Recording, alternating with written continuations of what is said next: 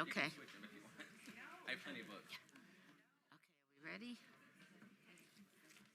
Okay, we're starting. The May 20th, 2026 meeting of the City Council is called to order. This meeting has been properly noticed and posted in compliance with the open meeting law. These proceedings are being video recorded and can be viewed live on City of Las Vegas TV on Cox Cable Channel 2. You could also watch the meeting live online and access other city content by visiting lasvegasnevada.gov/connect. The proceedings will be rebroadcast on City of Las Vegas TV the Wednesday of the meeting at 8 p.m. and also on Friday at 4 a.m., Saturday at 7 p.m., Sunday at 7 a.m., and the following Monday at 5 p.m. This building is protected by a state-of-the-art fire detection and suppression sprinkler system. If alarms should activate during today's meeting, please evacuate using the exits at the back of the chambers out to the mezzanine, proceed out the double doors to the terrace, and down the back staircase. For anyone that has difficulty with stairs, please check with a marshal or fire official for assistance. Once outside, please assemble on the northeast corner across the street from City Hall at Lewis and First Street. Employees wearing safety vests or our city marshals will inform you when it is safe to re-enter the building. For public comment related to the items on the agenda, citizen participation, and public hearing items, we have available a speaker card which you can complete and submit to the city clerk. Cards are available in the clerk's office or at the rear of the chambers. If you do not submit a card, it does not prevent you from speaking under public comment, citizens participation, or specified public hearing items. If there is anyone present today that is in need of hearing impaired equipment, please see the city clerk staff. Please note, if you are parked in the parking garage across the street, a self-validation machine is located in the foyer between council chambers and the security desk you walk through to enter these chambers. You must have your ticket with you to use the machine. If you do not have your ticket, please see security personnel when exiting for a validation coupon. Before we proceed with the agenda, would everyone please rise for the invocation given by Pastor Jason Adams, Good Samaritan Lutheran Church at the Lakes, and please remain standing as he leads us in the pledge. Good morning. Good morning, Mayor Berkeley and council members. Let us pray. Holy One, you are good and provide us with everything we need. We give you thanks for this day, for the breath of life. Receive our gratitude for the blessings we share and continue to protect those who lead and serve and work and live in this city. As we gather in this chamber, be present, guide our thoughts and intentions that each effort and decision made today would be for the good of our neighbors. We hold in our hearts our troops overseas and those here at home. As the school year comes to an end, we give thanks for teachers and staff, bus drivers, and all who help care for our students. We ask that they would all have a safe and productive summer vacation. We are mindful of our neighbors struggling with unemployment and underemployment, those in need of affordable housing and rental assistance and healthcare solutions. Let the work we do together serve those whose voices are so often unheard. Lead us to care for our local water sources, our air, and the habitats of all creatures. Strengthen us to serve immigrants and refugees among us, to give help and hope where needed. Humble us and help us to work for justice, equity, and inclusion for all. As we welcome visitors, workers, and businesses to this city, ignite a spark of imagination in each of us, that we would be inspired to create a new future for Las Vegas and achieve all that we are able. Hear our petitions and each silent longing deep within. O Spirit of life, amen. Pastor, will you lead us in the pledge? I pledge allegiance to the flag of the United States of America and to the republic for which it stands, one nation, under God, indivisible, with liberty and justice for all. Thank you so much. We will now proceed to our ceremonials.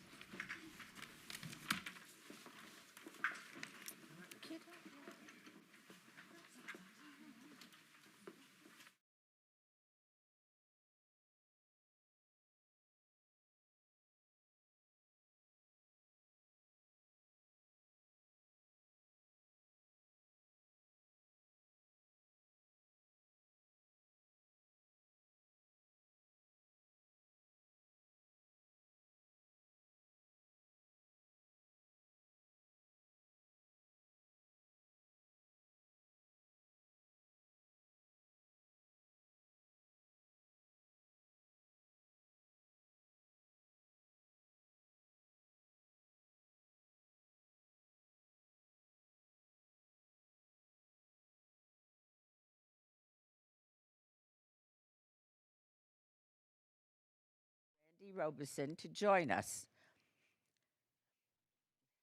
There he is. Our employees strive to meet our values of being kind, committed, and smart, and they work to build our community to make life better. I am proud to announce that the Employee of the Month is Zuri Gomez. Zuri, please join us.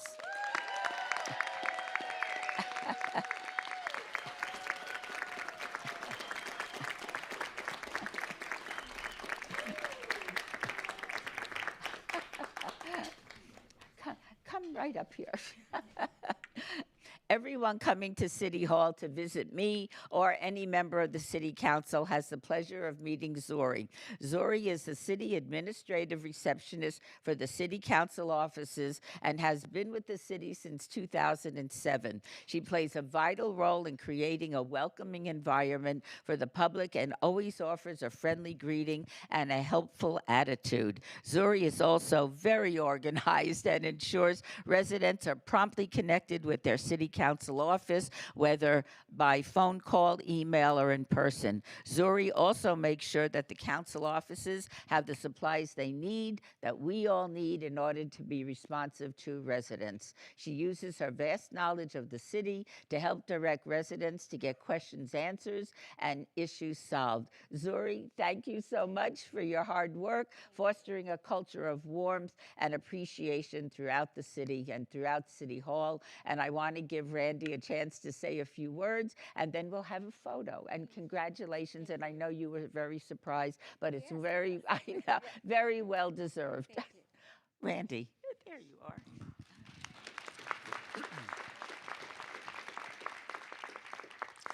Thank you, Mayor. Congratulations, Zuri. Certainly well deserved. I would like to, as the mayor said, say a few words, but I'm going to let the folks who nominate her speak. I'd like to share some of the words that they said. The nominations were many.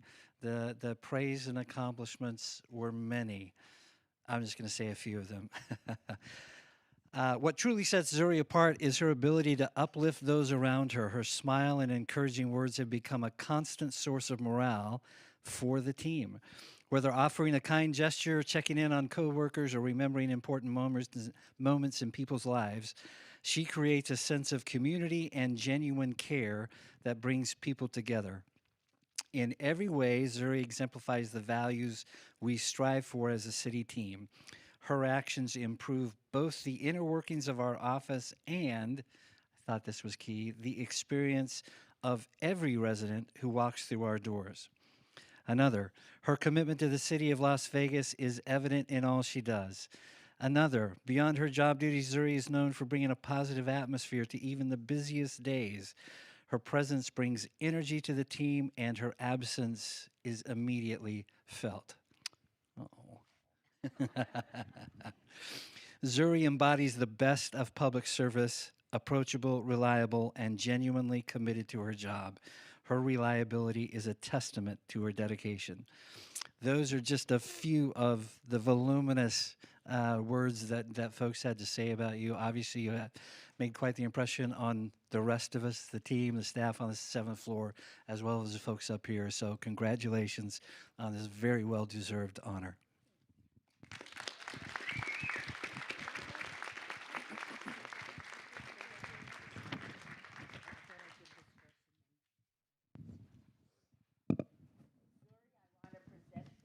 You on behalf of all of us and all of your friends and coworkers at the city, and we'd like to invite you to say a few words at this time. Okay. All right.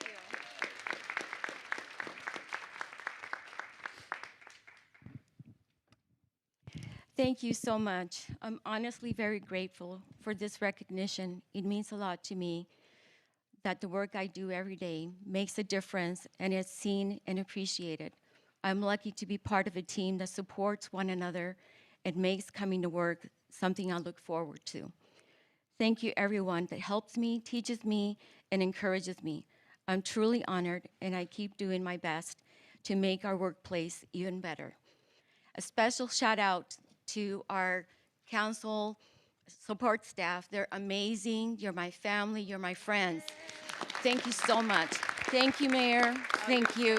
Thank you, council members. I appreciate it so much. And let's take a picture. Yeah. Is this your son?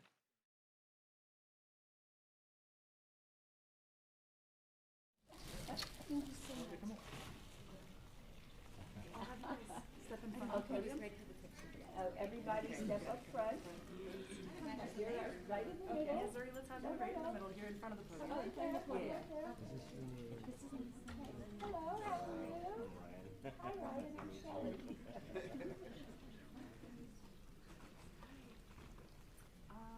Perfect. All right, everyone. Go in 3, 2, and 1. We'll take a couple more. In 3, 2, and 1. One more. In 3, 2, and 1. Perfect. Thank you guys. Congratulations.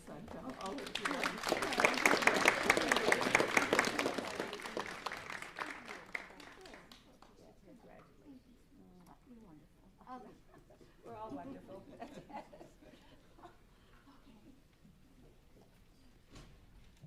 For our final item, I'd like to invite our Mayor Pro Tem, Councilman Knutson, to recognize a local nonprofit. Councilman? Thanks, Mayor. So I am recognizing Spread the Word Nevada. I'm going to invite the team to come on up in an orderly fashion and stand right here because the council is going to give some books, which I'm grateful for the council members for doing that. And I'm going to read a proclamation as they come up, but I'm going to do it very, very briefly because I want to give the chance for our CEO, Lisa Habecourse, to talk about what Spread the Word Nevada does. So very quickly, Spread the Word Nevada has been operating now for 25 years. Advancing childhood literacy across Nevada by ensuring children in underserved communities have equitable access to books, reading resources, and literacy support. You guys did a good job. They follow directions. Okay, so this is the end of the proclamation because nobody wants to read a proclamation. Spread the Word Nevada Day in the city of Las Vegas, and we call on all citizens to recognize and celebrate Spread the Word Nevada for its dedication, compassion, and transformative service in advancing childhood literacy and empowering Nevada's children. It's affixed with the city seal and signed by the mayor and Las Vegas City Council. So I'm going to hand this over here because I'm going to hand the microphone to Lisa. But just a quick story. So everyone knows I have a 10-year-old and an 8-year-old, and the very best moment of a parent is when your child first learns the letters and starts singing the alphabet, but when they actually can read a book for the first time, what you see in their eyes is absolutely amazing. And if you haven't experienced it before, go to a school and experience it. Today, I got to experiencing something completely different, which I asked my kids to go and find books to donate, and they were so excited. I gave them little bags, so I have my bags of books to donate, and they picked out books, and they were starting to give me instructions on what to tell the kids about these books. And so that was this morning, and in the car, they were reading the books back and forth, and so they were in song and telling it in different voices, and it was a good memory for us to think about how when we read it for the first time, what it felt like. And so at Spread the Word Nevada, what I heard this morning is there's people who work in schools who get to experience that every single day. There are people who are on the administrative side who work to make sure the organization runs. There are people who run forklifts. There are people who work in the warehouse, which I would actually love to do because sorting out books sounds like a super fun job to me. But this is a team that's bringing literacy to Southern Nevada, and children and families everywhere get to benefit because of what you're doing. So thank you very much. And Lisa, can you tell us a little bit about Spread the Word Nevada and the 25 years here in Nevada and how your team makes Southern Nevada a better place to live? Sure can. Thank you for this honor. Mayor Berkeley, Councilman Knutson, and all the members of the City Council, thank you so much for this incredible honor and for recognizing Spread the Word Nevada's 25th anniversary with this proclamation. I especially want to thank you, Brian, for helping bring this forward and for being such a strong supporter of our mission. Brian, your encouragement and belief in the work we do for the children and the families in our community truly means a great deal to us. Receiving this proclamation is deeply meaningful because it represents something larger than just our organization. It represents 25 years of this community coming together to support children through literacy. When we started Spread the Word Nevada in 2001, we were responding to a heartbreaking reality. Far too many kids in Southern Nevada were growing up without books in their homes. And we knew that if children did not have access to books and opportunities to read, many would fall behind before they ever had a chance to catch up. What started as a small grassroots effort has grown beyond anything we could have imagined. Today, we serve children and families across Nevada through school-based book distributions, reading centers, early childhood literacy initiatives, and family engagement opportunities. Over the last 25 years, we have distributed more than 8 million books and impacted the lives of more than 1.5 million children. But while we're proud of these numbers, the true impact is found in the stories behind them. It is a child who gets to choose a book of their own for the very first time. It is a parent reading with a child at home. It is a student who discovers confidence through reading and begins to see new possibilities for their future. Literacy does change lives. It opens doors to education, opportunity, confidence, and hope. And yet, we know that there is still much work to be done. Too many children in Nevada continue to face barriers to reading proficiency and academic success simply because they lack books, access to books, and literacy support. And that is why this recognition matters so much. It shines a light on the importance of literacy and reminds all of us that ensuring children can read and succeed is a community responsibility. I'm incredibly grateful to our staff and our board members and volunteers, educators, donors, and community partners who have stood with us for the last 25 years. None of this work ever happens alone. And to the City of Las Vegas, thank you for believing in this mission and for honoring the work being done to support Nevada's children and families, and we're hopeful for a future where we know what is possible when a community comes together to gather around their children. We look forward to continuing this work for many years to come until every child in Nevada has access to books, literacy, resources, and the opportunity to thrive. Thank you so much for this honor.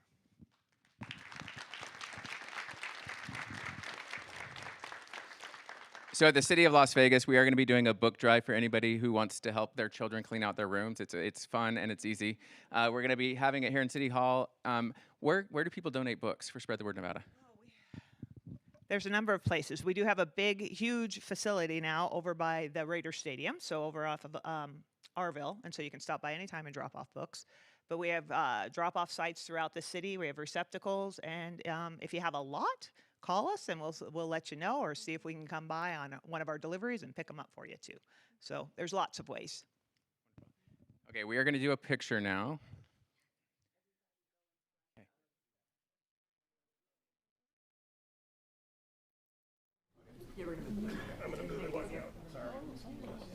All right. Right here in the middle. No, let's bunch up best we can. If I can't see you, you can't see me, I can't see you. I'm going to get their books out.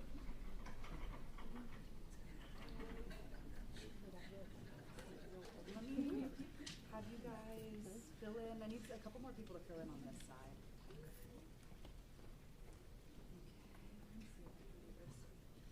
All right, I need us to bunch in just a little bit more. Councilwoman, I'm not going to be able to see you.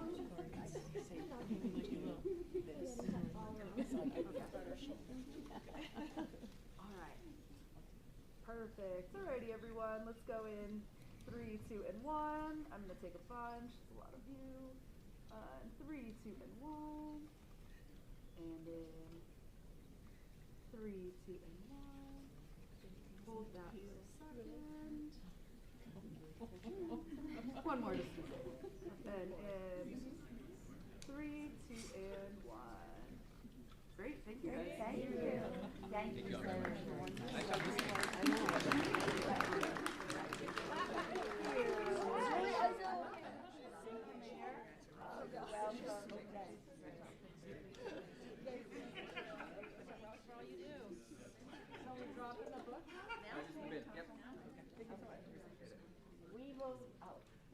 We will reconvene our city council meeting in 2 minutes.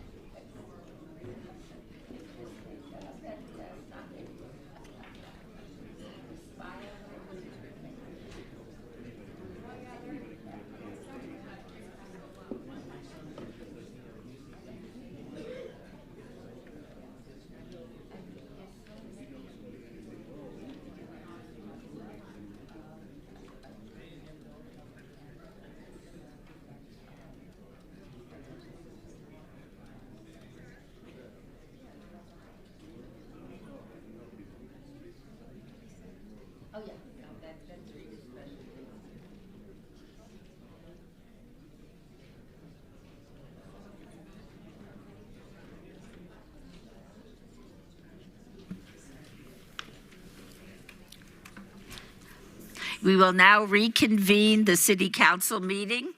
Agenda item 7, public comment during this portion of the agenda must be limited to matters on the agenda for action.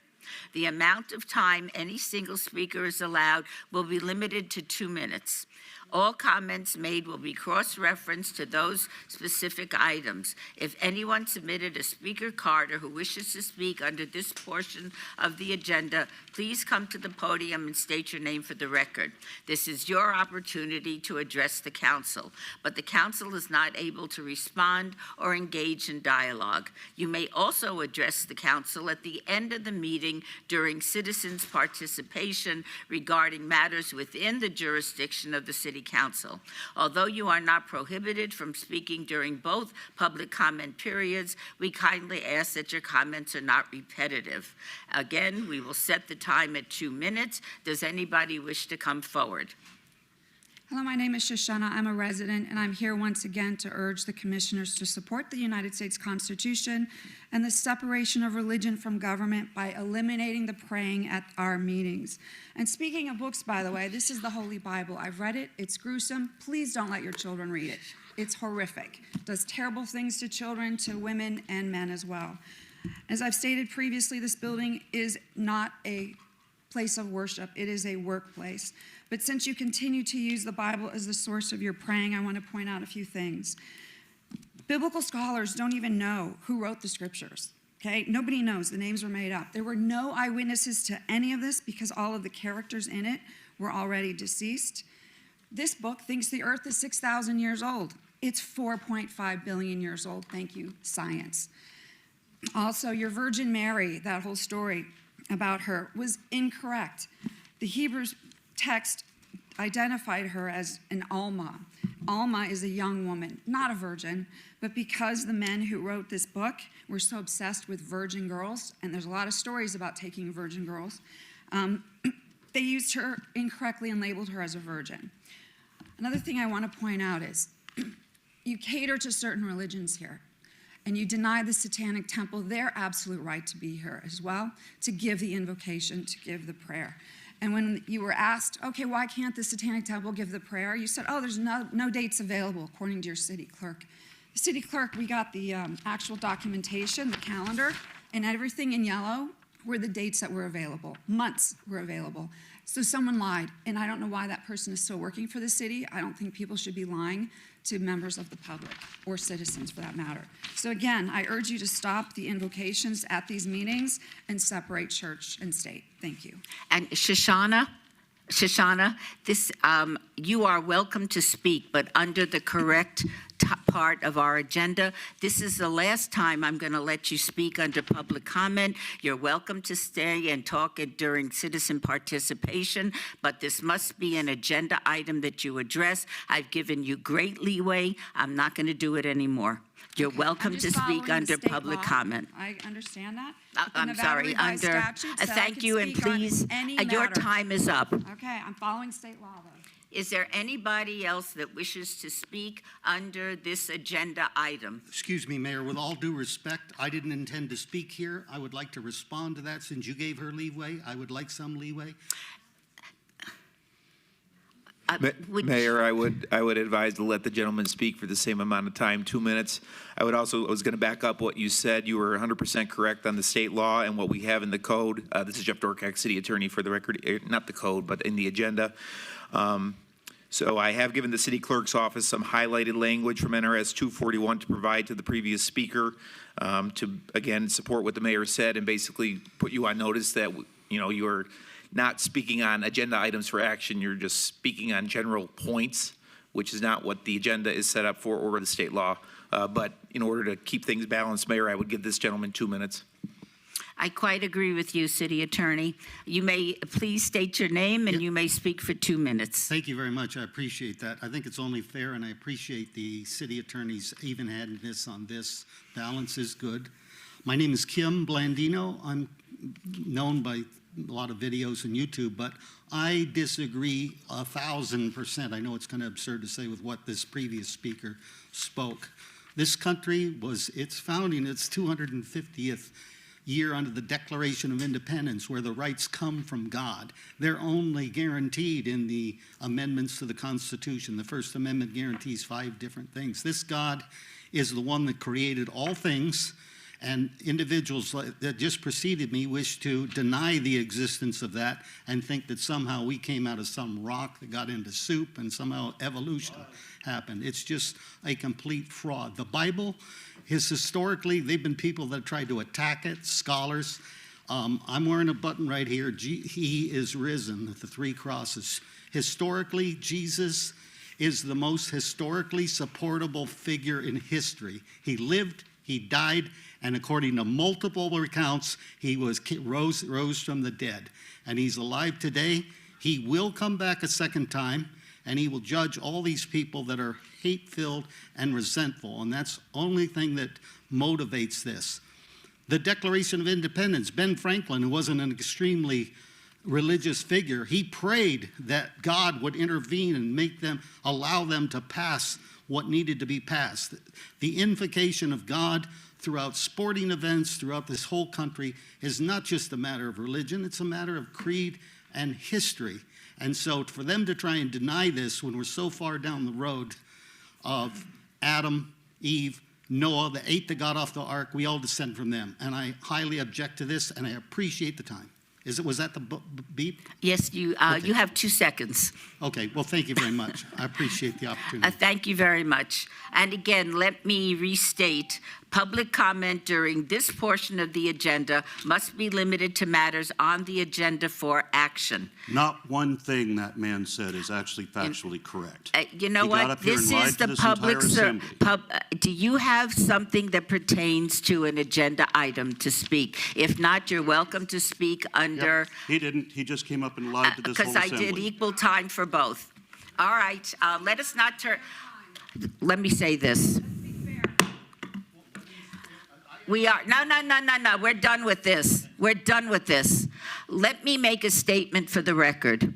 We all take our responsibilities as representatives of the city very seriously. I will not allow this city council to degenerate into name-calling, yelling at each other, and being embarrassing to all of us. So I ask you, as good citizens of this community, please abide by the rules the city council has. Speak when you are at the appropriate time, and we will not get into a shouting match between each other. We will proceed with the agenda item. Now, is there anybody else wishing to speak under public comment? Again, it must be limited to matters on the agenda for action. If you have a comment to make, wait until the end of the meeting under the appropriate comment time. Yes. My name is Mark Curley.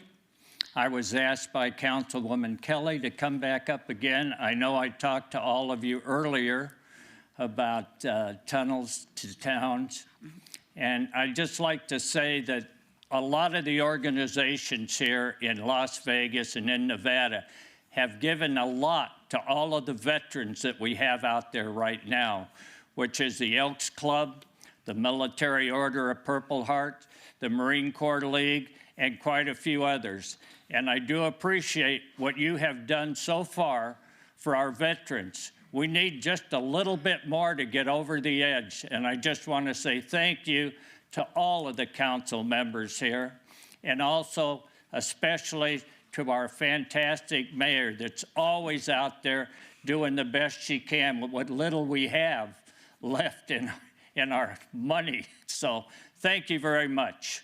Thank you so much. Is there anybody else that wishes to speak under this agenda item? Yes, please state your name.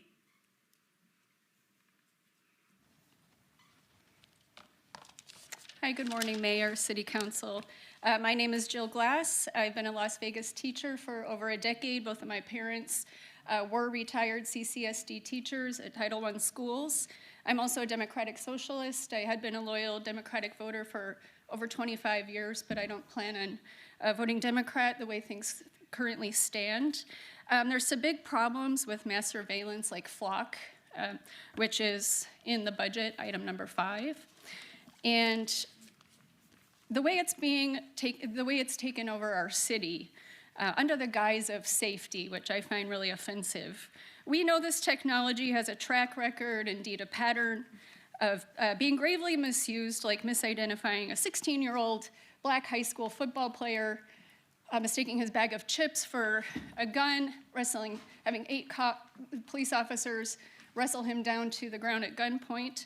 We also know there's a pattern of cops misusing this technology to stalk their exes and people they dislike. I'm here, though, because I'm mostly thinking about the well-being of our community, what safety really means, and what it means for our kids.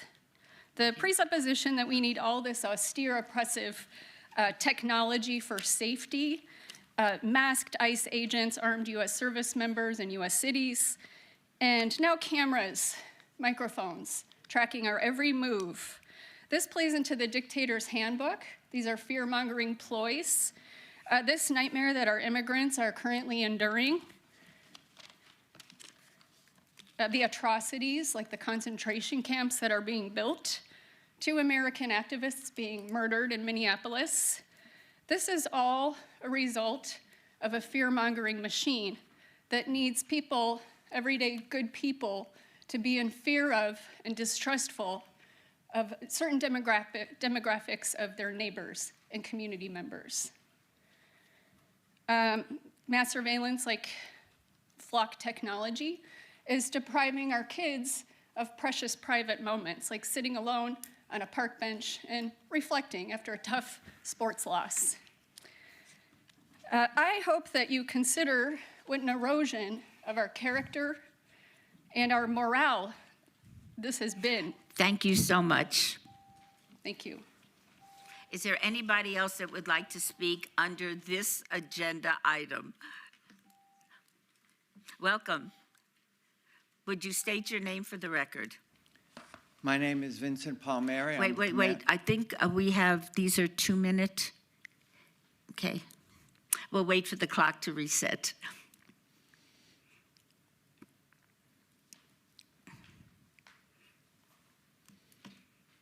I'll give the extra 2 seconds. Go ahead. My name is Vincent Palmieri. I'm the commander of the Military Order of the Purple Heart here in Las Vegas, Chapter 711, and I'm the region commander of the Military Order of the Purple Heart USA. Good morning, Mayor and council members. I'm here today to support Tunnels to Towers Foundation in its effort to build veterans housing here in Las Vegas. The issue should not be political. Supporting veterans is not a Republican, independent, or a Democratic issue. It's an American responsibility. The men and women who served our nation took an oath to defend this country, regardless of politics, race, religion, or background. When they came home, many returned with visible and invisible wounds. Some struggled with PTSD, traumatic brain injuries, physical disabilities, financial hardships, homelessness, and isolation. Many veterans simply need stability, dignity, and a safe place to rebuild their lives. Housing is one of the most critical issues facing veterans today. Housing alone is not enough. Environment matters. We should want our veterans to succeed, not simply survive. They have already sacrificed for our country. They deserve housing that reflects dignity, respect, and real pathway toward a better future.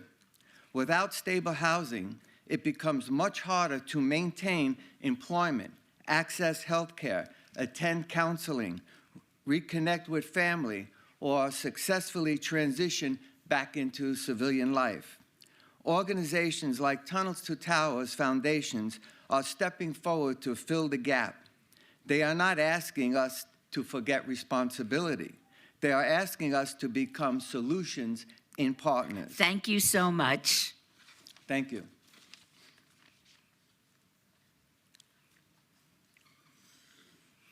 Please state your name for the record. Hello, my name is Sarah Levitt, Leavitt. I was born and raised here in Las Vegas, Nevada, and I want to speak about the budget today. Specifically, I want to speak about flock mass surveillance. I don't think our budget should be spent on this. It's not, it doesn't keep us safe. What keeps us safe is housing and healthcare. Housing and healthcare keeps us safe because healthcare includes mental health care. Everything we were just talking about, veterans, let's do that. Let's house veterans. Let's house everybody. That is really what's gonna keep people safe, is being able to afford their housing, afford their health care, afford their child care. So I feel like if what we care about is public safety, let's focus on meeting people's needs, and that is gonna keep us safer than a bunch of cameras tracking our every move. Also, I don't really want some private company having all of my data or your data. It's like, we don't even know who it goes to. So, yeah, that's all I have to say. Thank you. Thank you so much. Please come and state your name for the record. Hi, good morning. My name's Adriana Chan. That's AUDRIANNACHAN. I'm a resident of Las Vegas in Ward 3. I am also here speaking on the budget this morning. I also have a concern about flock safety in our community. There have been a lot of instances of police misuse, so you may want to allocate some legal funds for the inevitable incoming consequences of flock misuse, as well as just flagging for the council that this is not something that is proven to keep communities safe.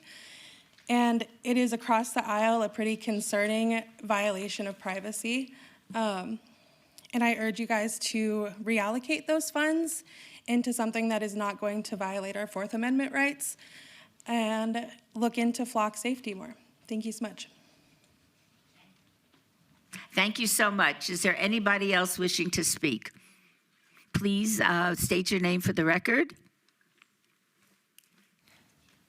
Hi, City Council. My name is Armando Garcia, citizen of Las Vegas for 21 years, and I'm speaking on the agenda item regarding the City of Las Vegas tentative budget of the fiscal year 2027. I do not want any of our taxpayer money for the flock surveillance. It is not proven to reduce crime, and it is a liability.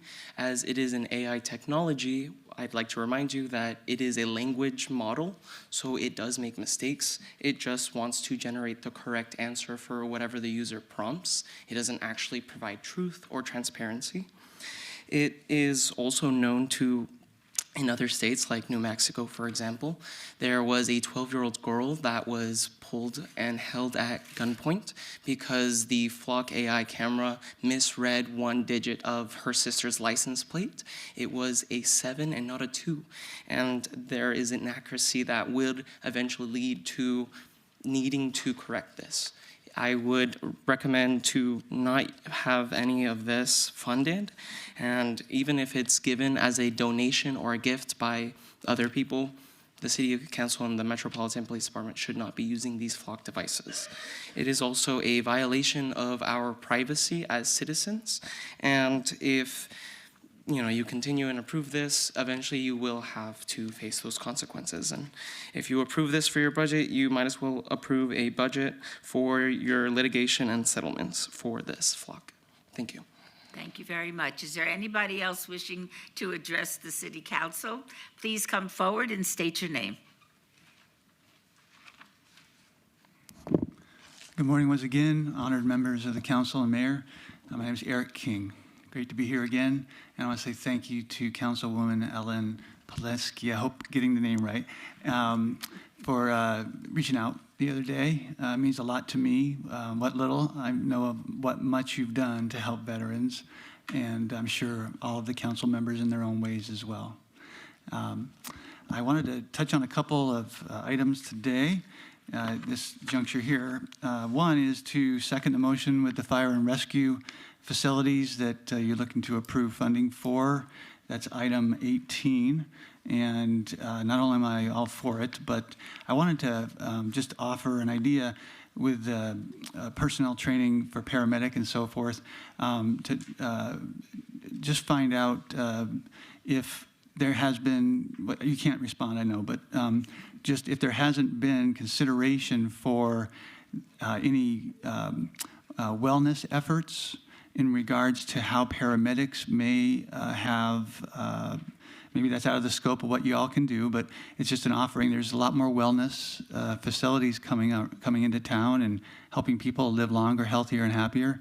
And I would certainly want that for our heroes that help people not die early and live a lot longer. So if we could consider some dialogue to explore that, that would be most welcome by me for sure, and I think other citizens too. One other public safety item, I know we have an agenda item there, 22, but I had a personal experience recently. I'm not pointing fingers at all, but I'd like to prevent harm to anyone. I have 20 seconds. Basically, I was at Bonneville and right near the Clark County Government Center just not long ago. I'm requesting, please, because I wasn't able in my wheelchair to get past the tape and the cut curbs to push the button to crosswalk, and I need to get where I'm going. Twice that happened on the same intersection. So please consider the mobile traffic lights and crosswalk units that probably the city and county have to amend those problems. Thank you. Thank you so much. Is there anybody else wishing to address the City Council? In that case, we will move on to agenda item number 8. For possible action, any items from the 9:30 a.m. session that the council, staff, and/or applicant wish to be stricken, tabled, withdrawn, or held in abeyance to a future meeting may be brought forward and acted upon at this time. Mayor Pro Tem. Madam Mayor, I would like to request that we pull agenda item number 15 so that our staff can speak to what we are funding with the approval of that agenda item. I think clarity and transparency is important today on that item. So with that, I'm going to move to pull agenda item 15 off of consent so staff can brief everyone about the intent. Okay. Mayor Jeff Dorkek, Attorney. City Attorney, you officially don't need to do that there. Councilwoman's item is when we get to item 10 through all the consent items. I'll do it So a little bit later. no motion needed So no at 8. motion right now. Thank Correct. you. Thank you. Okay. All right. In that case, Mayor Pro Tem, I need a motion for agenda item number 8. We don't have anything to do. Exactly. We move on to item number 9. Great. Agenda item number 9, for possible action to approve the final minutes by reference of the April 15th, 2026 regular City Council meeting. Mayor Pro Tem, may I have a motion to approve the minutes? Move to approve the minutes. Please vote. Post. Motion carries. Okay. Agenda item number 10. Items number 10 through 31 are on the consent agenda, are considered to be routine, are recommended for approval by the departments, and may be enacted in one motion. Are there any other items the council wishes to bring forward? And I'll just go ahead and do it at the right time this time. I move to pull agenda item number 15 so that our staff can brief the entirety of those that are present and tuning in on what that seeks to do for us as a city. Thank you so much. Mayor Pro Tem, may I have a motion for the consent agenda? I'm going to move to approve the consent agenda item with the exception of item 15. Please vote. Post. Motion carries.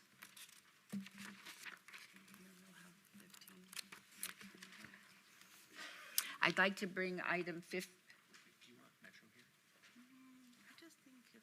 I think maybe not. Okay. At this time, we will hear agenda item 15. Mr. Cunningham, will you state your name for the record? Good morning, Mayor, Council. For the record, Michael Cunningham, Acting Public Works Director. So here today I'm going to talk about item 15, which is a traffic safety pilot that we are proposing to Council.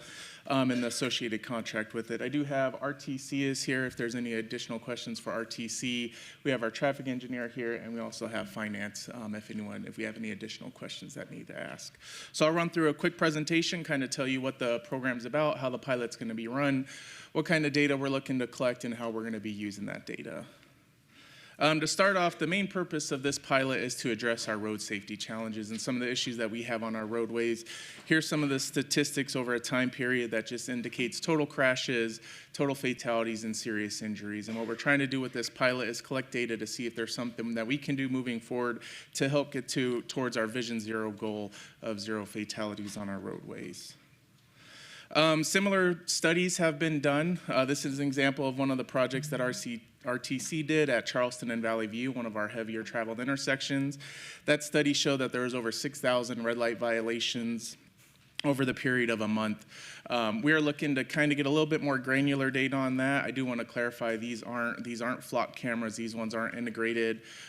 These ones are independent site specific. We own the data, and the data just comes directly to us, and I'll talk a little bit about the data that we would be collecting. This is our pilot.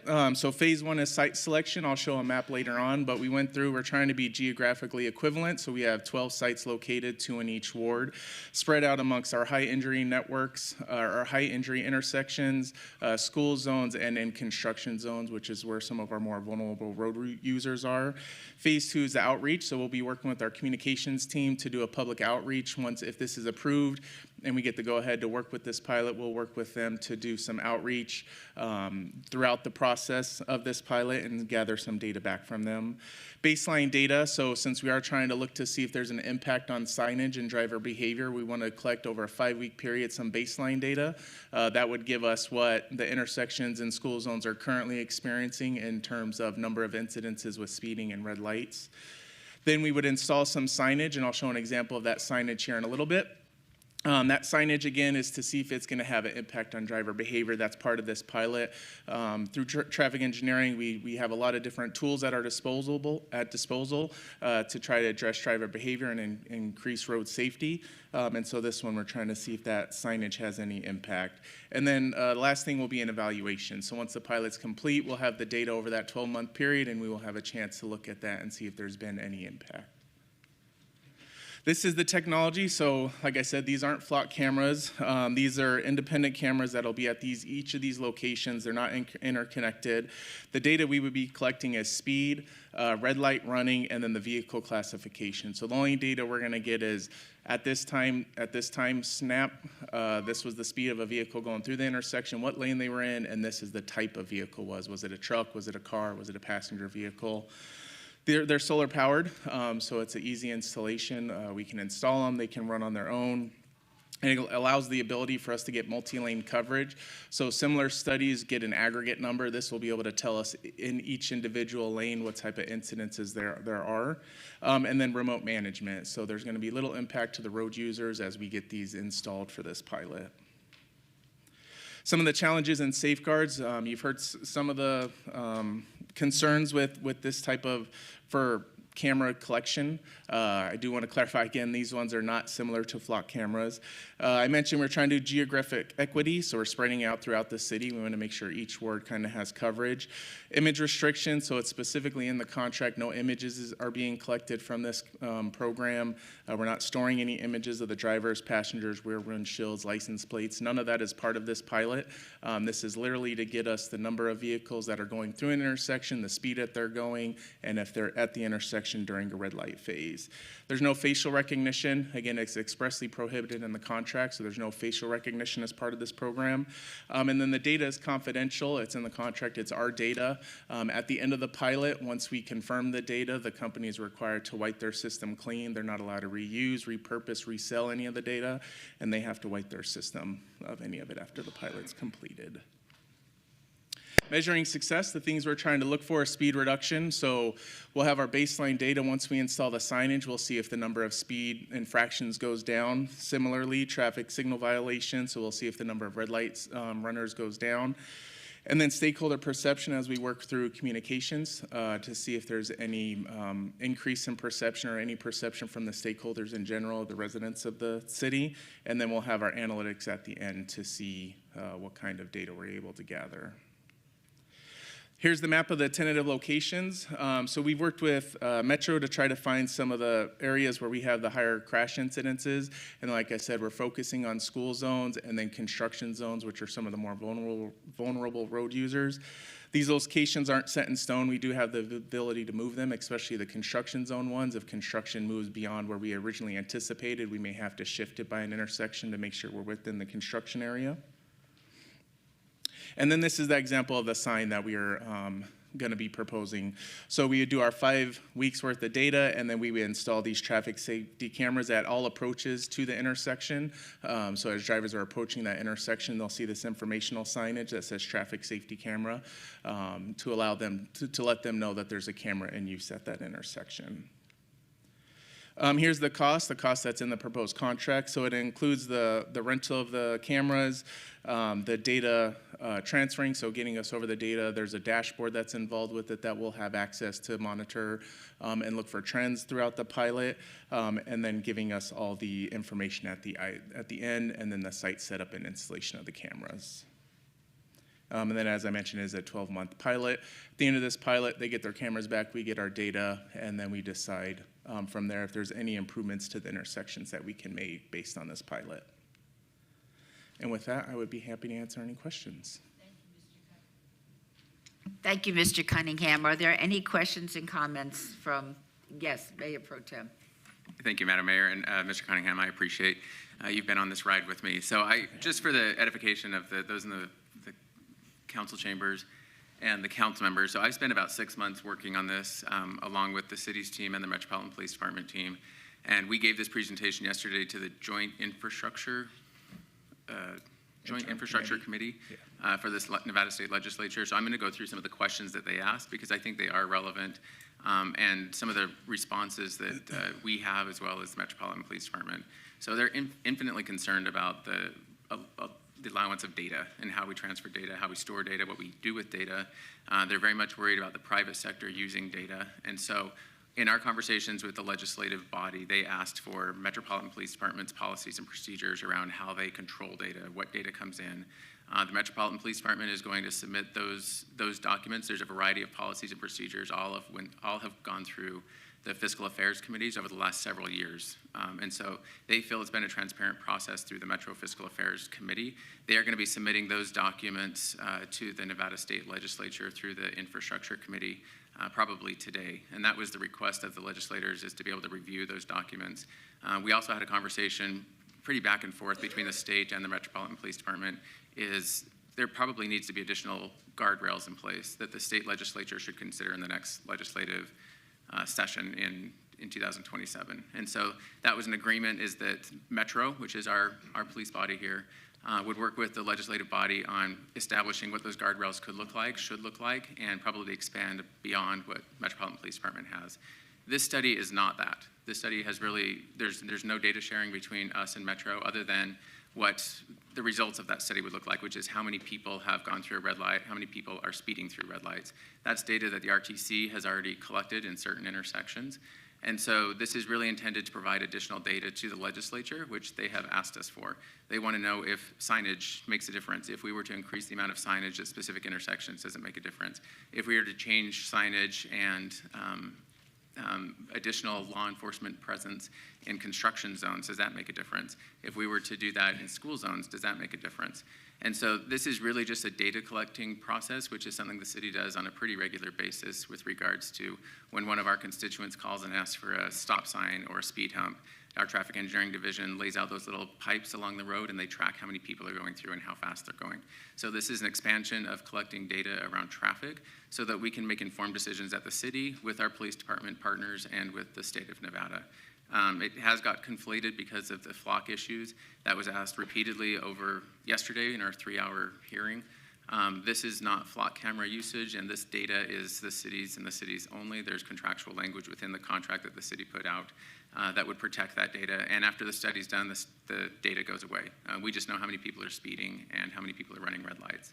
And I would just say I'm a supporter of this program. I worked over the last 6 months with our team on it because it's the number one constituent request that I get. It's the number one complaint that I get is the amount of bad drivers out there. It's the number one issue that comes up in my neighborhood meetings is I need to do something about traffic. And I mentioned this yesterday. I've had the city install stop signs. I've done yield signs. I've done flashing stop signs. I've done speed humps.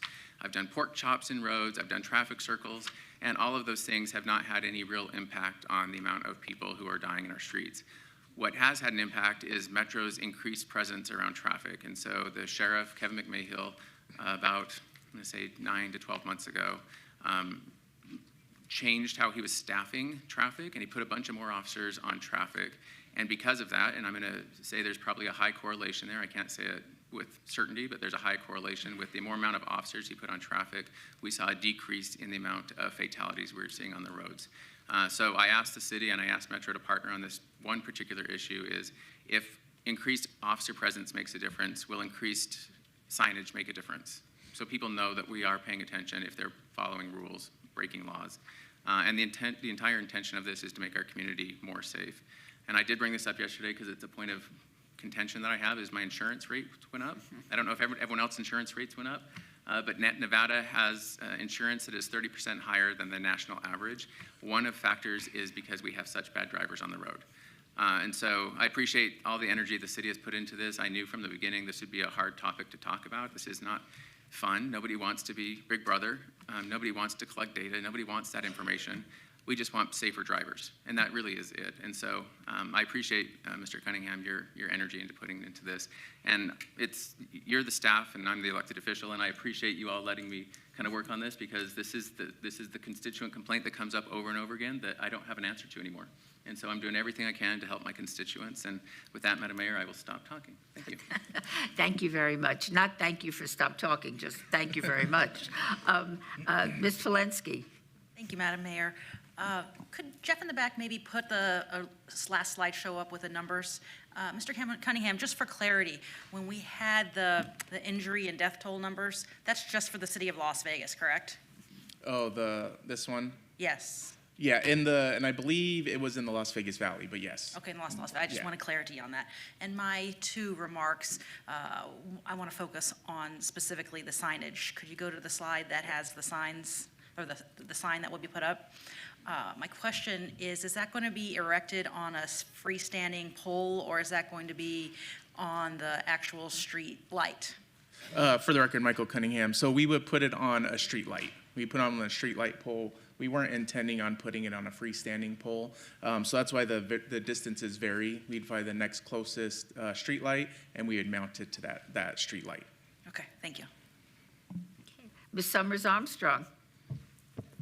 Thank you, Madam Mayor, and thank you so much, Mr. Cunningham, for your presentation.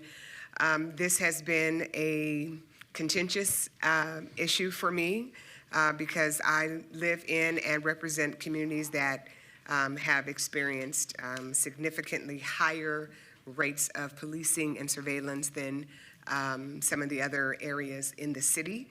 And so this is a real concern that I hear in my community about surveillance and cameras and these things happening. And I will let the folks in the audience know that I gave them a hard time about this because I did not want data shared with anyone. I was adamant that the contract, that they double check and triple check the language to ensure that the language only allowed the data to be within the city and then destroyed at the end.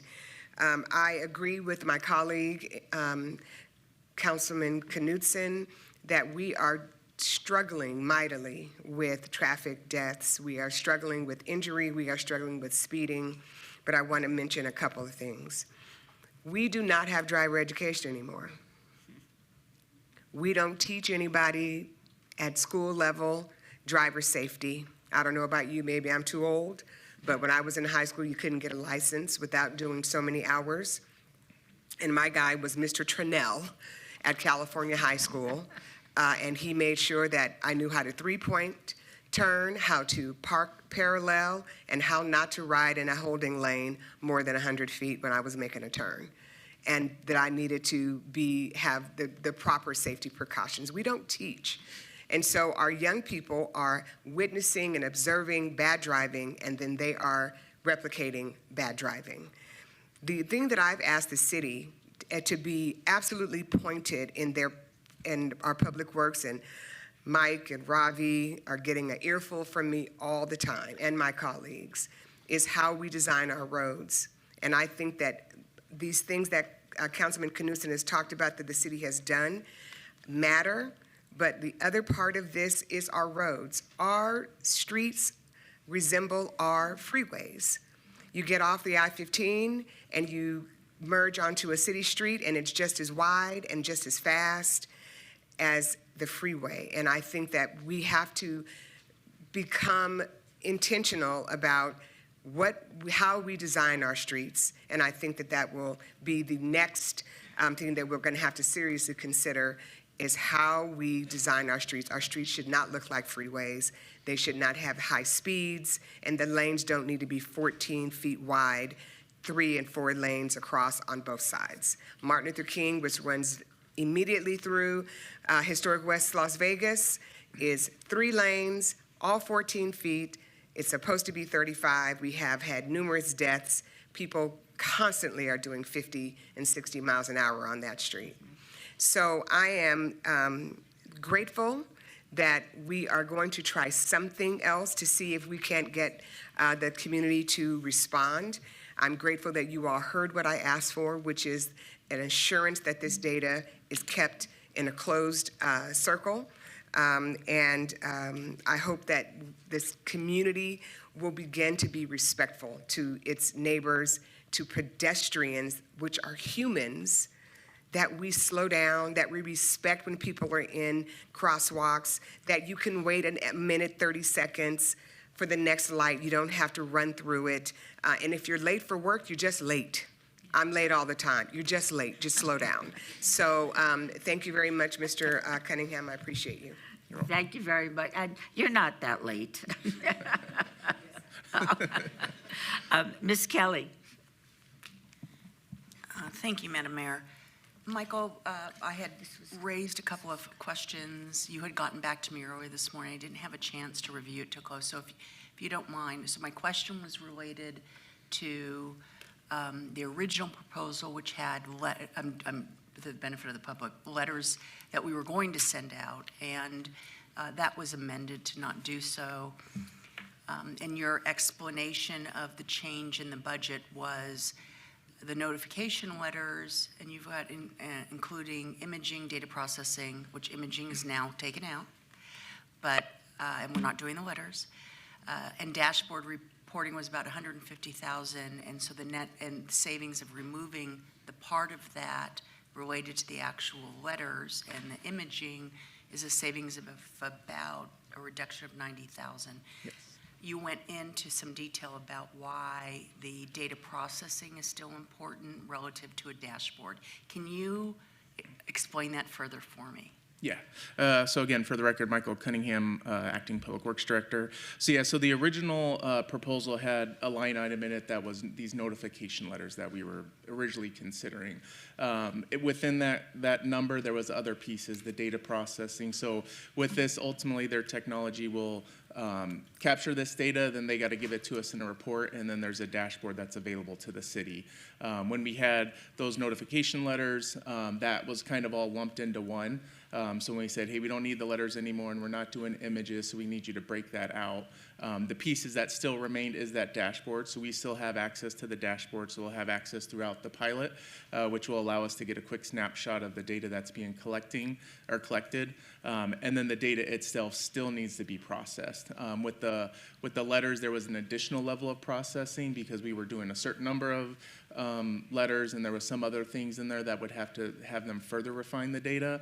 That all got removed, but the rest of the data still has to be processed. And so the number that's in here now reflects those changes. Okay, thank you very much for that. And I'd like to add my comment to echo what the Mayor Pro Tem was saying about the number one issue that comes up at my constituent meetings.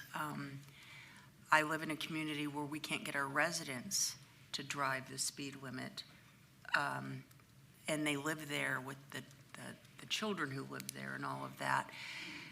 I want to, while I've not been at this as long as the Mayor Pro Tem, one of the things that he asked me many, in fact, I think it was even in December, about considering this, I gave it a lot of thought. There were I shared some similar concerns that were raised earlier, raised by Councilwoman Summers Armstrong, raised by some of the constituents and public who testified today.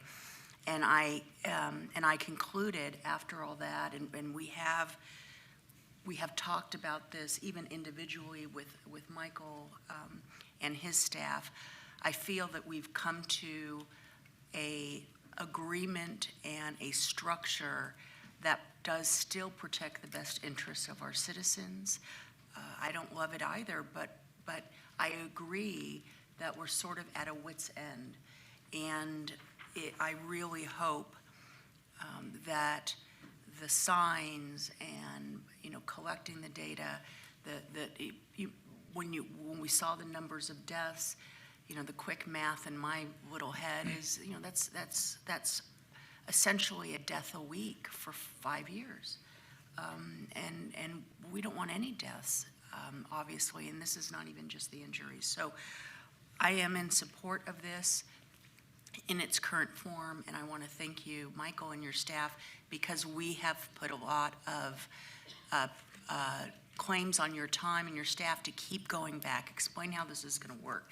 Why is this that way? Why is that way? And I feel very confident that we've come to an agreement that, at least for me, is acceptable and provides an answer to, not an answer, but a step forward for my constituents in Ward 2 to say, yes, we hear you, we understand, and we're doing a pilot in a way that still protects the information and protects your anonymity. Thank you. Thank you so much. Ms. Bruni. Thank you, Mayor. I would just briefly echo some of the comments from my colleagues. I too acknowledge that this is probably the #1 issue for my residents. It feels like we've installed so many traffic lights and stop signs in Ward 6 where we've had a lot of growth, and yet we still have accidents. So I do hope the data that we collect through this project will allow us to think about strategies that are effective. I will also say, I just want to thank my colleagues, because I think this is important for the public to know. This pilot has undergone lots of different conversations. We've had lots of discussion among this body with the staff, and so I think it just shows, or it's an example of how we're all working really well, taking input from the public, working with staff, but again, with that sense of professionalism and collegiality among all of us. I want to thank all of my colleagues for, I think, getting to a pilot that addressed some of our concerns and will hopefully be great for our constituents. So thank you. Thank you so much. Ms. Diaz. Thank you, Madam Mayor. And so I'm not going to belabor the point anymore, but just as Councilwoman Bruni stated, this red light pilot has been through an evolution and a transformation based on all of the council members' input. No doubt about it, red light runners, I'm seeing more and more. And as a mom of a 15-year-old getting my kid to and from school, it just makes me more annoyed and more upset to see that people don't care about their own neighbors, that people are just flying through an already very red light, and the rest of us have to wait an additional minute or half a minute to make sure that we're safe crossing an intersection. It's not okay, because speed kills. That could be a mom, a dad, a grandma, an aunt, a kid that we take away from families, and we don't want to see any more of it. We do need to collect this data. We do need to ensure that we're, as a city, equipped with information that can help us make transformative changes. And also, we don't want to make these substantial investments in camera technology down the road if we see that it's not working to help us correct or cure this very specific issue. So as a passionate mom, I feel like we do need to step up and do something, whether it's reinstating educational classes that are no longer in our school system, or signage, or massive PSA campaigns.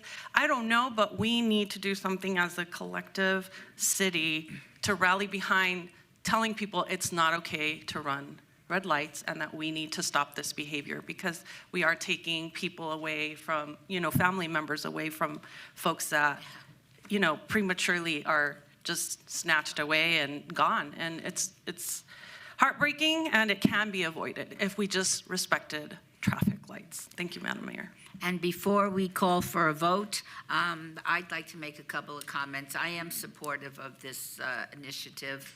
I had an opportunity to listen to the sheriff at a speech that he gave recently, and what struck me, it was very graphic depiction of what's going on our streets. And one of the statements he made was that he was tired of his officers having to scrape people off of the asphalt after a preventable tragedy, where they go home to their families impacted by what they have seen and what they have done that day.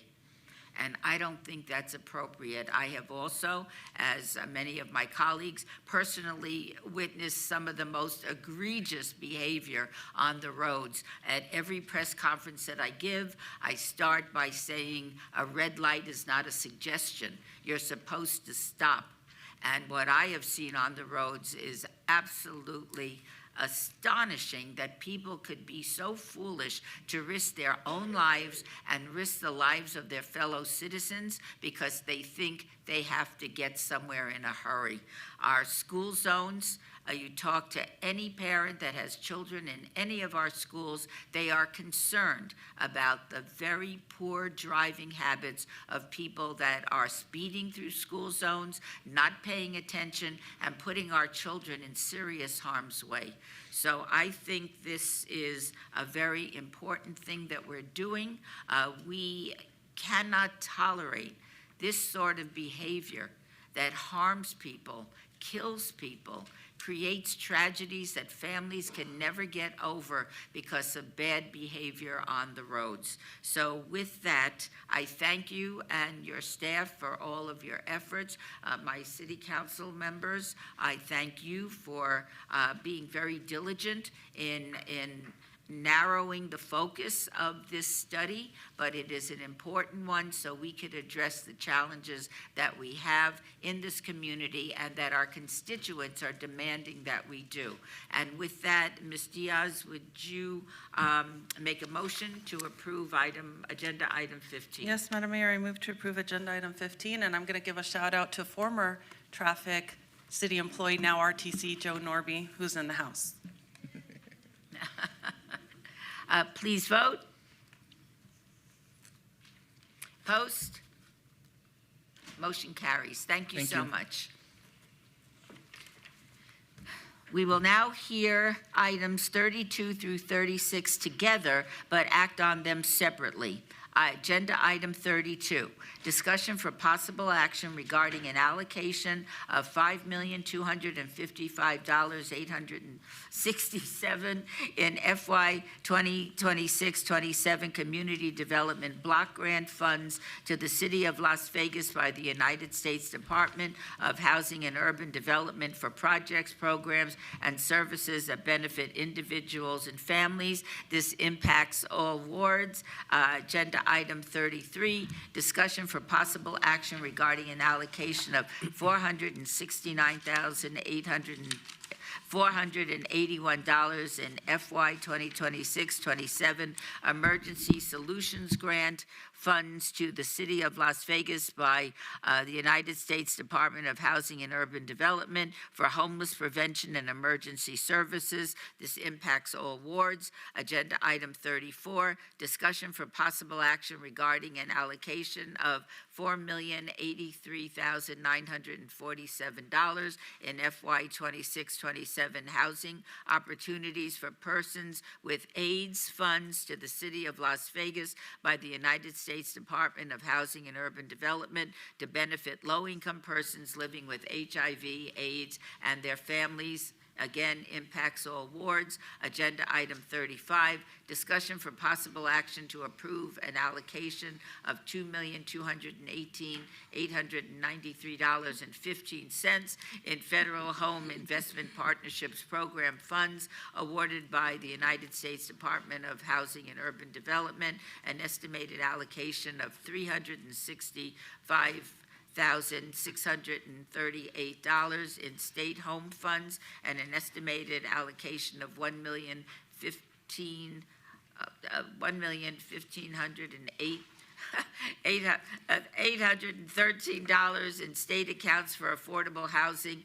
AAH funds to the City of Las Vegas for FY 26-27 to build or rehabilitate affordable housing, all wards. And agenda item 36, discussion for possible action to approve the submittal of the City of Las Vegas FY 26-27 HUD Annual Action Plan that secures $12,028,188.15 in an estimated $1,381,451 in State of Nevada Home Investment Partnership funds and account for affordable housing totaling $13,409,639.15 for housing, homeless, and community development activities, all wards. Ms. Barajas, would you please enlighten us? Good morning, Mayor and Council. Arcelia Barajas, Director of Neighborhood Services for the City of Las Vegas, and I'm here with Carmen Miller and Mac McKnight. They are our chair and vice chair on our Community Development Recommending Board, and today we will be presenting together for you our fiscal year 2026-2027 HUD Entitlement and State Allocation Awards, as well as our action plan information. So with that, in order for us to receive our annual allocation from HUD for this upcoming fiscal year 2026-2027, we are required to submit an annual action plan that describes the activities and the work that will be done with these funds and how they will be used. Our 2026-2027 action plan establishes the city's federally funded public service and community development activities, and it incorporates strategies for affordable housing, public facilities, infrastructure, and public service programs. Our 2026-2027 action plan is also in alignment with our 5-year HUD Consolidated Action Plan. HUD provides funding through the Community Development Block Grant, the Emergency Solutions Grant, our Housing Opportunities for Persons with AIDS Grant, as well as our Home Investment Partnership Program. These grants support communities to carry out a wide range of community development activities, and these programs are formula grants. Eligible recipients include cities, counties, urban territories, and states, and the formula is based on various factors, including poverty rates, housing units, and population. Our 2026-2027 action plan integrates our Community Development Recommending Board funding recommendations. It also includes funding for capital improvement projects that meet HUD national objectives and align with city priorities, with an emphasis on citywide strategic priorities, including homelessness, education, healthcare, and community services.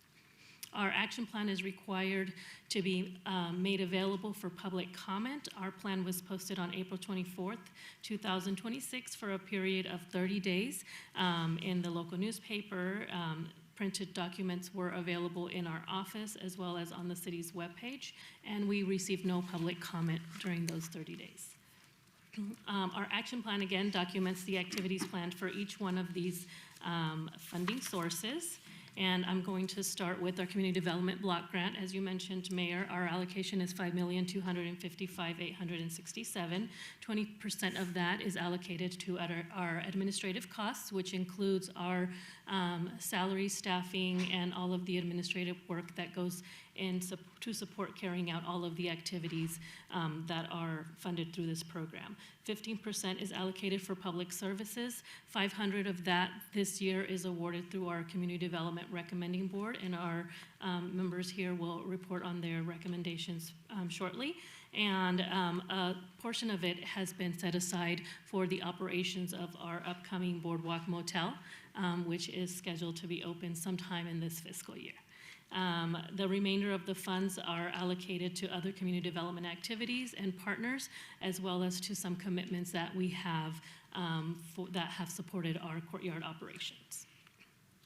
Our Emergency Solutions Grant, 7.5% of that is for our administrative costs, again, to support salaries and all of the work that goes in on the back end to support the programs. We do support our internal homeless prevention program and shelter programming through this grant. So this grant is not made available through the community development recommending process. Our Housing Opportunities for Persons with AIDS grant, 3% of that is set aside for our administrative costs, again, to support the staff and work that goes into administering this program.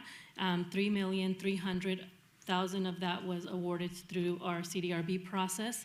The remainder was a staff recommendation that was set aside to fund 2 of our programs that currently have folks housed in this through this grant that, if not funded, we would be causing these folks to lose their housing. So we made a recommendation to continue to fund those 2 programs, and they'll share those with you as well.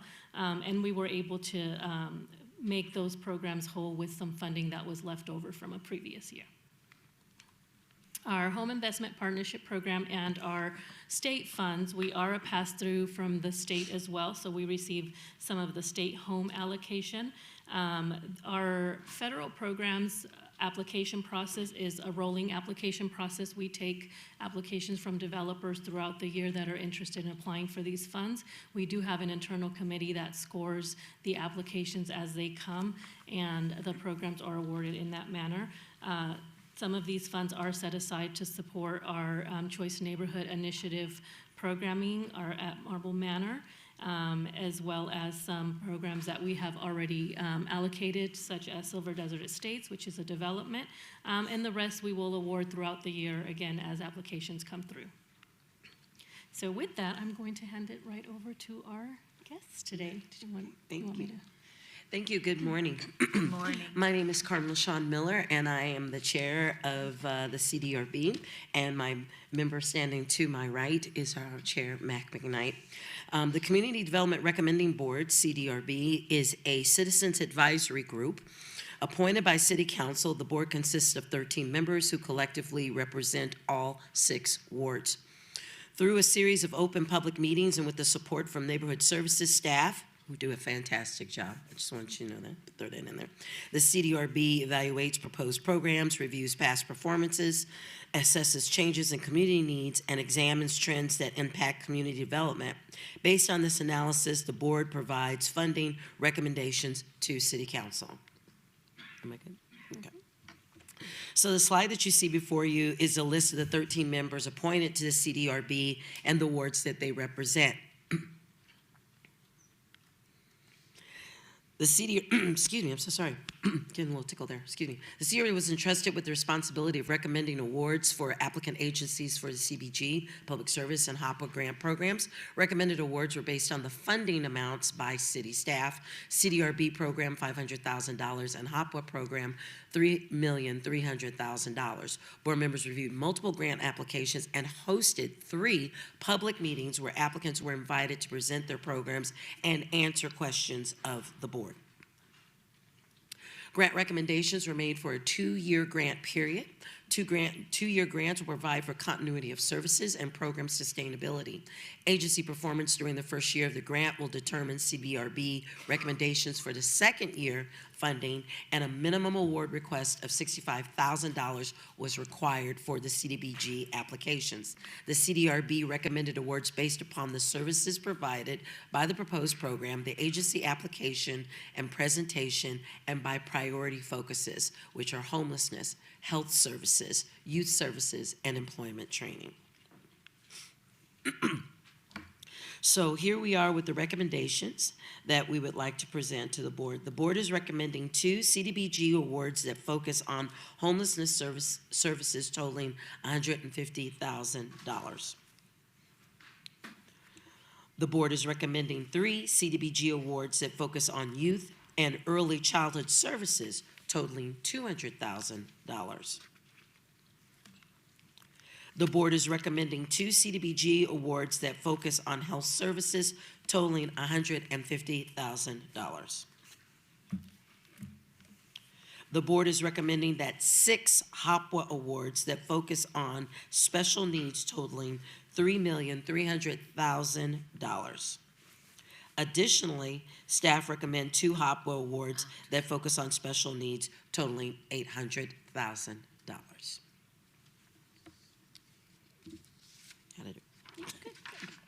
Thank you so much. So with that, we are happy to answer any questions. I'd like to thank our board chair and vice chair, Carmen and Mac, as well as all of our CDRB board members. It is a heavy task to sit through a lot of presentations, read very long applications and scores, so we really appreciate their time and commitment to this process. And we appreciate what you do as well. Are there any questions or comments from members of the council? No? Seeing none, we thank you so much for your presentation. We appreciate it. Thank you. Thank you. Is there a motion for item 32? Thank you, Mayor. I'll move to approve item 32. Please vote.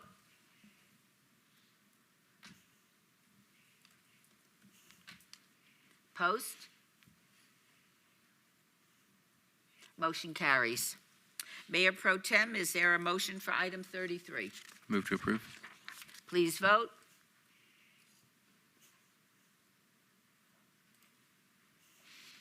Post. Motion carries. And agenda item 34. Move to approve. Please vote. Post.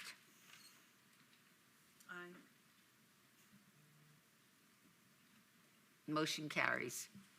Agenda item 35. Move to approve. Please vote. Aye again. Post. Motion carries. Agenda item 36. Move to approve. Please vote. Aye. Post. Motion carries. Thank you very much.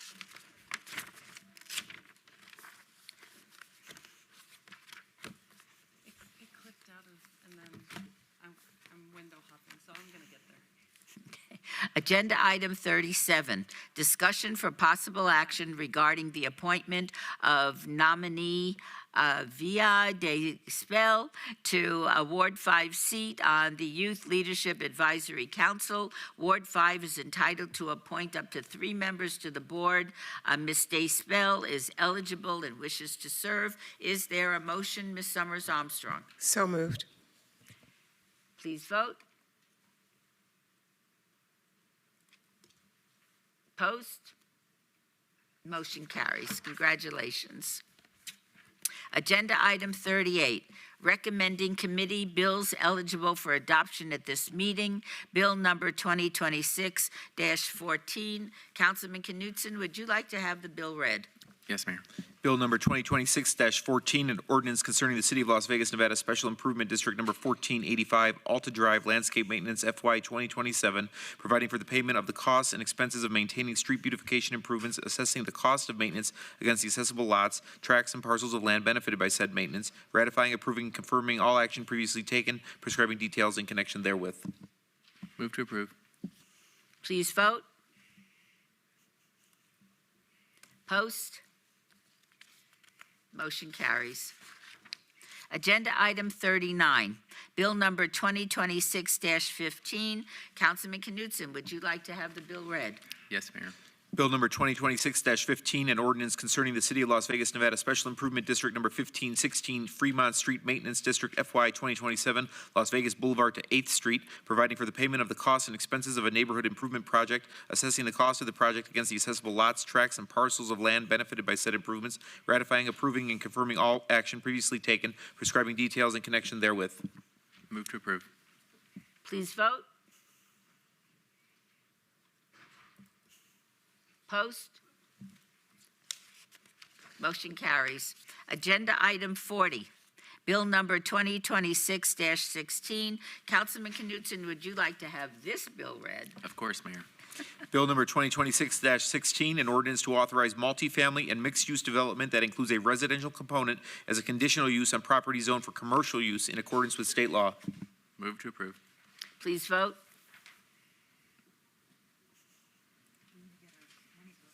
Post? Motion carries.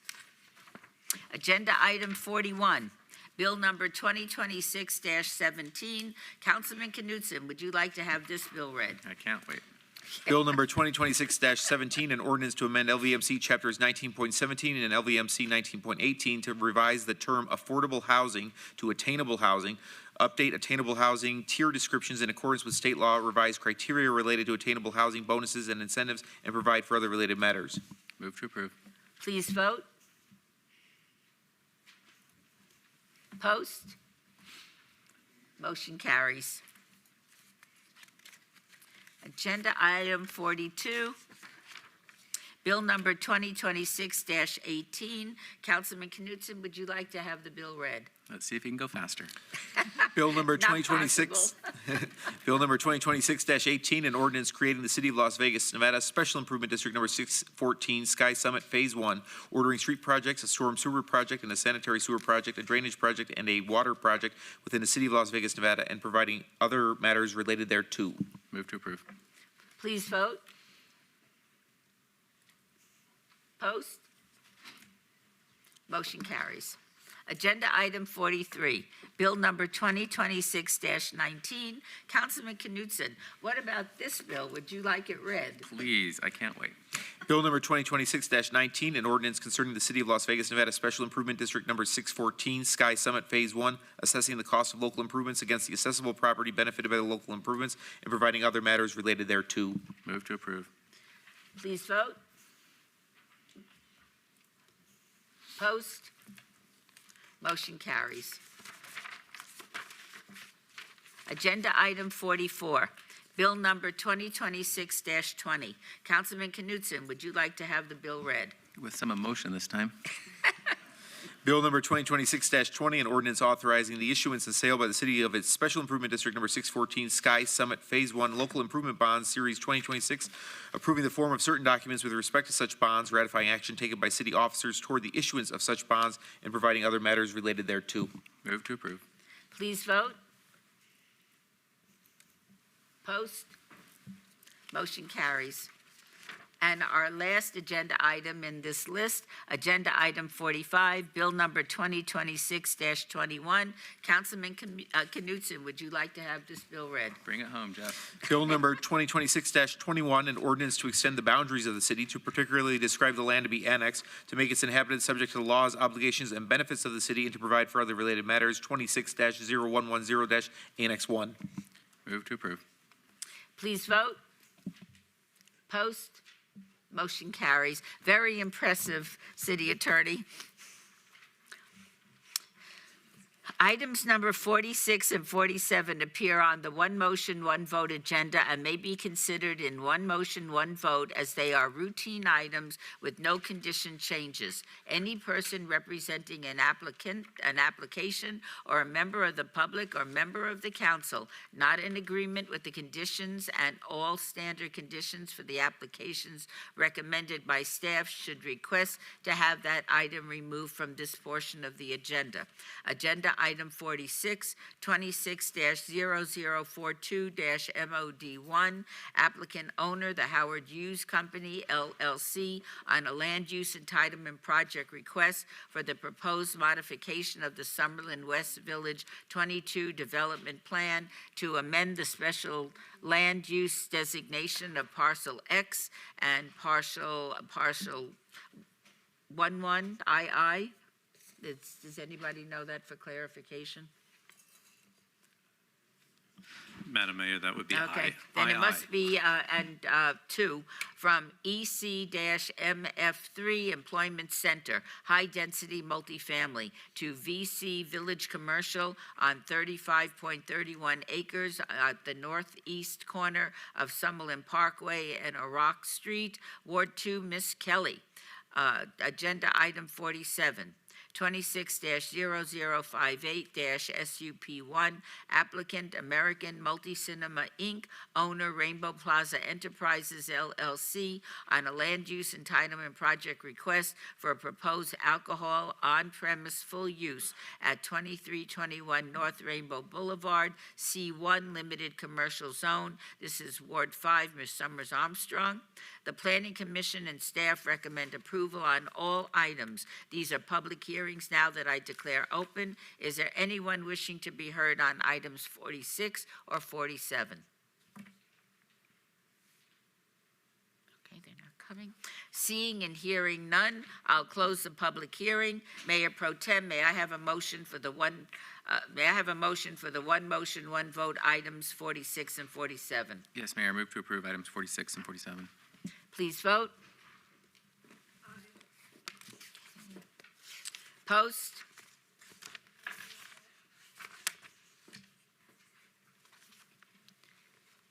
I think she said aye. Motion carries. Agenda item 48. 25-0459, abeyance item on the following land use entitlement project request on 0.19 acres at 5617 Grand Guinness Court, R1, single-family residential zone. Note, the ward was amended at the Planning Commission from Ward 1, Mr. Knutson, to Ward 6, Ms. Bruni. 48A, 25-0459, VAR1, abeyance item to allow 2 parking spaces where 4 are required. 48B, 25-0459-SUP1, abeyance item for the proposed individual care group home use. The applicant owner is Care Access Nevada, 1 LLC. The Planning Commission recommends approval on the entire land use entitlement project. Staff recommends denial on the entire land use entitlement project. These are in Ward 6, Ms. Bruni. These are public hearings, which I now declare open. Is the applicant present? Mayor, if I Yes, you may. We received a late application for an abeyance, so I was informed last night the applicant could not be here today. So I would like to ask to honor the abeyance request, but I also couldn't let all of the residents know that this would be abeyed. So if there is anyone here to speak on this item, I would like to give them the opportunity to share their thoughts at this time, if that's okay. Thank you so much. Is there anybody that wishes to speak on this agenda item? Seeing no one, do I need a motion to obey? Then Yes, may ma'am, with a Ms. date. Bruni, may I have a motion? Yes, I'd like to make a motion to obey item number 48, 25-0459, items A and B, please. Oh, till the June 20th. the request was for the June 17th. June City Council. 17th meeting. Thank you so much. Please vote. Post. Motion carries. Agenda item 49. 26-0024 on the following land use entitlement project requests on 5.28 acres at the northwest corner of Rancho Drive and Jones Boulevard, C2 General Commercial Zone. 49A, 26-0024-SUP1 for a proposed residential multifamily use. 49B, 26-0024-SUP2 for a proposed alternative parking standard to allow 120 parking spaces where 168 are required. 49C, 26-0024-VAC1 petition to vacate a portion of public drainage easement. 49D, 26-0024-SDR1 for a proposed three-story, 118-unit residential multifamily development with waivers or parameter landscape buffer requirements. The applicant is Tunnel to Towers Foundation, and the owner is Rainy Day Investments, LLC, et al. The Planning Commission and staff recommend approval on the entire land use entitlement project. These are in Ward 5, Ms. Summers Armstrong, and these are public hearings, which I now declare open. Is the applicant present? Yes, Madam Mayor. Would you care to tell us about your project? Yes. Good morning, Mayor, City Council members. My name is Susan Florian from Danny Engineering, 6030 South Jones Boulevard, here on behalf of the applicant, Tunnels to Towers. We are respectfully asking for a use permit, waivers of development standards, a site development review. This item is located south of Jones Drive and west of Jones Boulevard.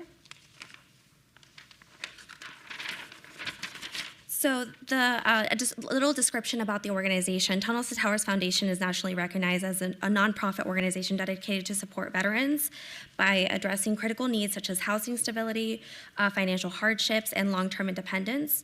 Through its various programs, the foundation provides supportive services to veterans and their families nationwide, helping them work towards financial stability, self-sufficiency, and improved quality of life. Their assistance includes housing support, emergency financial relief, and comprehensive services designed to honor the sacrifices made by those who have served. This project is approximately 5.29 acres. The property is zoned C2, Commercial General. The site has a land use designation of TOC2, Transit-Oriented Corridor Low. No modifications are being made to the zoning or land use at this moment. This is for a proposed multifamily residential development. Primarily, we have a 40-foot driveway entrance. The building is strategically located on the northern portion to buffer between the RE and this multifamily development. The proposed building is 3 feet high, and we have intense landscaping that surpass the requirements by planning. The applications that we are asking for is a use permit for C2 to be able to have a multifamily residential instead of using it for multi-purpose. So we're just doing multifamily residential. The first waiver is for mixed-use development in C2 commercial, so mostly the same thing for a waiver. And then the second waiver would be to provide, so we are required to provide 179 parking spaces. Currently, we have 118. We do have a traffic study conducted by Worcester. They said that they calculated that we would only need 118 parking spots for this specific project. Many veterans participating in this program are expected to have limited access to personal vehicles. In addition, the foundation will provide transportation assistance and services to provide residents support, mobility, and access to essential sources. We did have a member of NARA give us a letter of recommendations for parking, ADA mobility, door widths, nearby schools that surround the proposing facility. The applicant appreciates the input and recommendations provided by NARA representatives regarding the proposed facility. Tunnels to Towers has extensive experience in the development and operation similar facilities that carefully design the project to meet the needs of residents while complying with the applicable, the applicant, the support the design supports appropriate needs for the project, and after careful consideration of the recommendations provided, we are not proposing to make any revisions at this time, as this development is intended to operate as a supportive housing rather than an assisted living facility. We did have a neighborhood meeting that wasn't required to show this project to the surrounding adjacent neighbors. Here we have Gavin Naples from the Town of Towers if you have any questions about operation. With that, I conclude my presentation, and I'm here to answer any questions that you may have. Thank you so much. Thank you. May I have a staff report, please? Yes, Madam Mayor. Peter Lowenstein for the record. The development furthers the goals of increased housing options as identified in the 2050 master plan and is designed with urban heat island mitigation elements. The development generally conforms to Title 19 development standards as the requested waivers and exceptions for landscaping are minimal in nature. The applications for an alternative parking standard is appropriate given the unique operation of the development, and the proposed development is compatible with the development in the area. Therefore, staff is recommending approval of the requested entitlements. If approved, staff has the following condition amendments, deletions, and additions to read into the record. Public Works is requesting the deletion of condition of approval number 23 of 26-024-SDR1. As far as amendment, there's the amendment of condition number 3 of 26-0024-SDR1, which shall now read, all development shall be in conformance with the site plan and landscape plan date stamped 3/17/26 and building elevations date stamped 2/19/26, except as amended by conditions herein. The first phase of landscaping shall be in conformance with phase landscape plan date stamped 5/19/26. And then we have the two added conditions that we'd like to place on the application, 26-0024-SDR1. The first condition would read, the approved landscaping shall be installed in phases. The first phase will consist of the constructing a detention basin and or storm drainage improvements on the subject site. Landscaping will be installed where feasible in those areas in accordance with the approved technical drainage study. Subsequent phases will remove the temporary detention basin and or storm drain improvements upon completion of the Clark County Regional Flood Control Districts, parentheses CCRF-CD, and parentheses master plan facilities along Rancho Drive and Alexander Road as constructed by the City of Las Vegas Public Works. The final drainage configuration will allow the applicant to fully implement the approved landscape plan. The second condition would read, an administrative required review will be conducted 5 years from the date of building permit issuance. This review will evaluate the status of the storm drain improvements and the extent of landscaping installed pursuant to the approved landscape plans. If the adjacent CCRF-CD master plan facility storm drain improvements have not yet been completed and the ultimate drainage design has not been achieved, an additional required review shall be required. That would conclude the additional conditions, amended, deletions, and added. Thank you. Thank you so much. Is there anyone else wishing to be heard on this item? Yes, sir. Please come up and state your name again for the record. Good morning again, Council Mayor. Eric King, a huge fan of this organization for a long time. I actually missed them over at a post-date event they had, I think it was a couple years ago. The chef told me they were there for 2 days. He got it wrong. And I know you guys did great things there and so many other places now in town and our country. So thank you for not only your courage, bravery, and service, but the inspiration you give to other heroes, their families, loved ones, and those in need who care deeply about helping them too. You guys are heroes to me. And almost every penny of every dollar that this organization gets goes to help veterans. I'm sure you all know that. I just wanted to say it for the record once more. And thank you very much, sir. It's an honor to know you guys are doing what you're doing. Thank you, Mr. And King. Pleasure. And also thank you, City, for working with them to smooth this all out and for all the great trees that we're bringing here into the town. So thank you, guys. And it's a great location, by the way. Thank you so much. Is there anyone else wishing to speak? Now, who is this stranger? Retired stranger. Good morning, Mayor and members of council. Steve Ford, Twilight Cove Circle. I'm here today to speak in favor of this project. As a 23-year Air Force veteran, someone who has worked on the fringes of the homeless situation here in the Valley for many years, I greatly appreciate and support the efforts of the Tunnel to Tower organization. I'd also like to give a quick 2-minute recap of how we got here today. From my perspective, and for those council members who may not be aware, especially Councilwoman Kelly, who was not here at the time, this all went down. So shortly after moving into the city manager's office, I heard about this project up off the 215 Beltway for veterans housing next to the VA hospital. And I thought, man, that's a pretty cool project. I wish I could be involved with that. That's pretty neat. Shortly after that, I found out that our good friends and colleagues to the northeast of us denied that application. Yeah. And Mr. Jansen can tell you that I was a little bit more than excited for that. So I did some quick research and got on the phone call with Gavin from Tunnel to Towers and asked him if he would be interested in working with the city. And I had some parcels, some BLM parcels up in the northwest part of town, just off the 215 Beltway, straight shot down to the hospital, that could be acquired for a very deep discount. But after a lot of discussion and back and forth, it was decided that they wouldn't work for a variety of reasons, mainly the timing.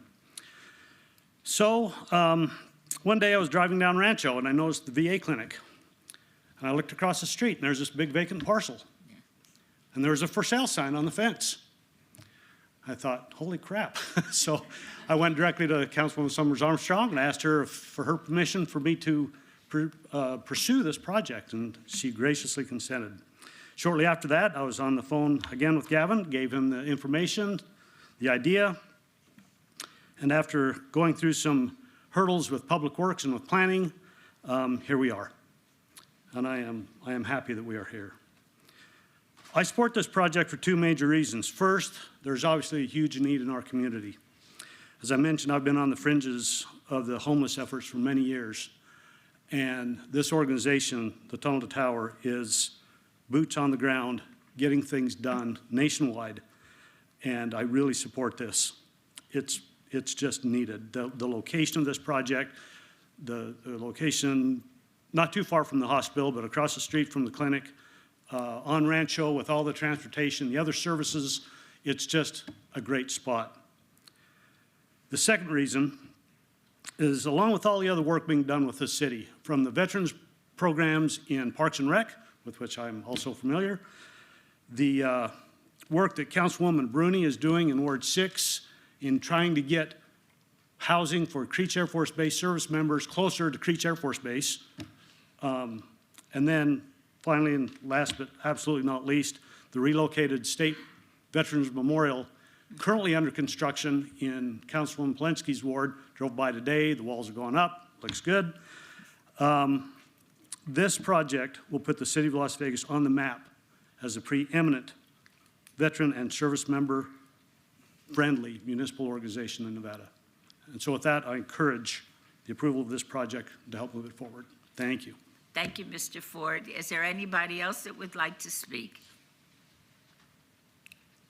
We know who you are, but would you state your name for the record?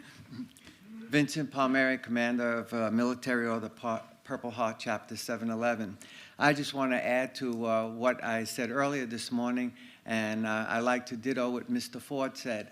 When I first came here 10 years ago, I noticed that Henderson does a lot for its veterans, and I felt that Las Vegas, the city of Las Vegas, was lagging behind, if you may. And so I got involved, and I met Gavin, and I worked hard with a lot of other veterans with the mayor of North Las Vegas to try to get this project put by the hospital.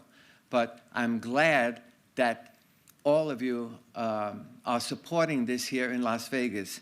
Las Vegas has always been a city that supports veterans. In fact, if many of you don't know, Las Vegas is a Purple Heart city.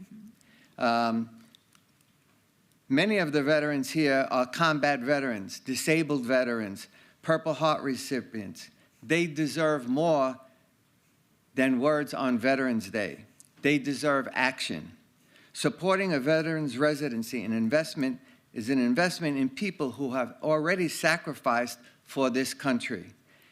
It creates stability, hope, accountability, and opportunity. It tells veterans that this is a community that has not forgotten them. I also want to remind everyone that helping veterans strengthens the entire community. When veterans succeed, communities become safer, stronger, and more connected. The veterans continue to serve long after we take off our uniform. I want to thank the mayor and the city council, and I urge you to really to support this residency and hopefully many more, Gavin. Thank you so much, Commander. Is there anybody else that wishes to speak? Welcome, and please state your name for the record. Good morning, Council. My name is Frank Bizzaro. I'm a two-tour Iraqi war veteran and a 22-year veteran of the New York City Fire Department. I, 10 years ago, moved to the Las Vegas area, and it's everything that I expected it to be and more. And today I'm very proud to stand before you. It's such a project. You know, I had the privilege of working for the Tunnels to Towers namesake, you know, during 9/11, and I survived, and I spent 6 months digging out our fellow citizens from that tragic day.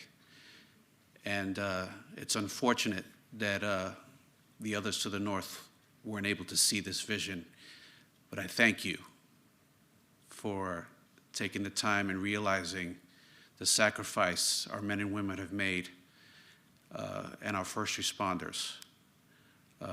It's a big undertaking, and they don't take it lightly, and they want to do nothing but good to honor those who have served. And I thank you for taking the consideration of making this a reality. And I'm now proud also to not only be a New Yorker, but a Las Vegas citizen. Thank you for your time. Thank you so much. Is there anybody else wishing to speak with the City Council on this issue? Seeing none, does the applicant agree to the conditions? Yes, ma'am. Thank you. Are there any questions or comments from members of the City Council? Ms. Allen Polensky. Thank you, Madam Mayor. Thank you, Mr. Naples, for coming all the way from the other side of the country to join us today for the hearing. I have to acknowledge and thank you personally for your contribution. The Tunnels for Towers organization has contributed $5,000 to our Nevada State Veterans Memorial that we're building in Ward 4. I'm grateful for that, and I hope that everybody in the internet universe is hearing, and it helps us build momentum for our project. Also like to acknowledge Mr. Ford's work on this project. He was there in the very beginning, and I think it took him about 50 seconds to find the right parcel. So when you got the right guy advocating for you, you got the right guy. And just a side note, if you could hang out just for a little bit, I know you have a flight and I know you have a new baby, but we have more good work to do within the city of Las Vegas. Thank you for investing in our veterans at the city here, and look forward to working with you more in the future. Thank you very much. Thank you both very much for the presentation. Is there a motion, Councilwoman Strong? Yes, Madam Mayor, but I would like to make a couple of comments before we get to the motion. Steve, thank you so much. This was one of the first big things that he brought to me when I first got into this seat in December of 2024. Many of you may not know,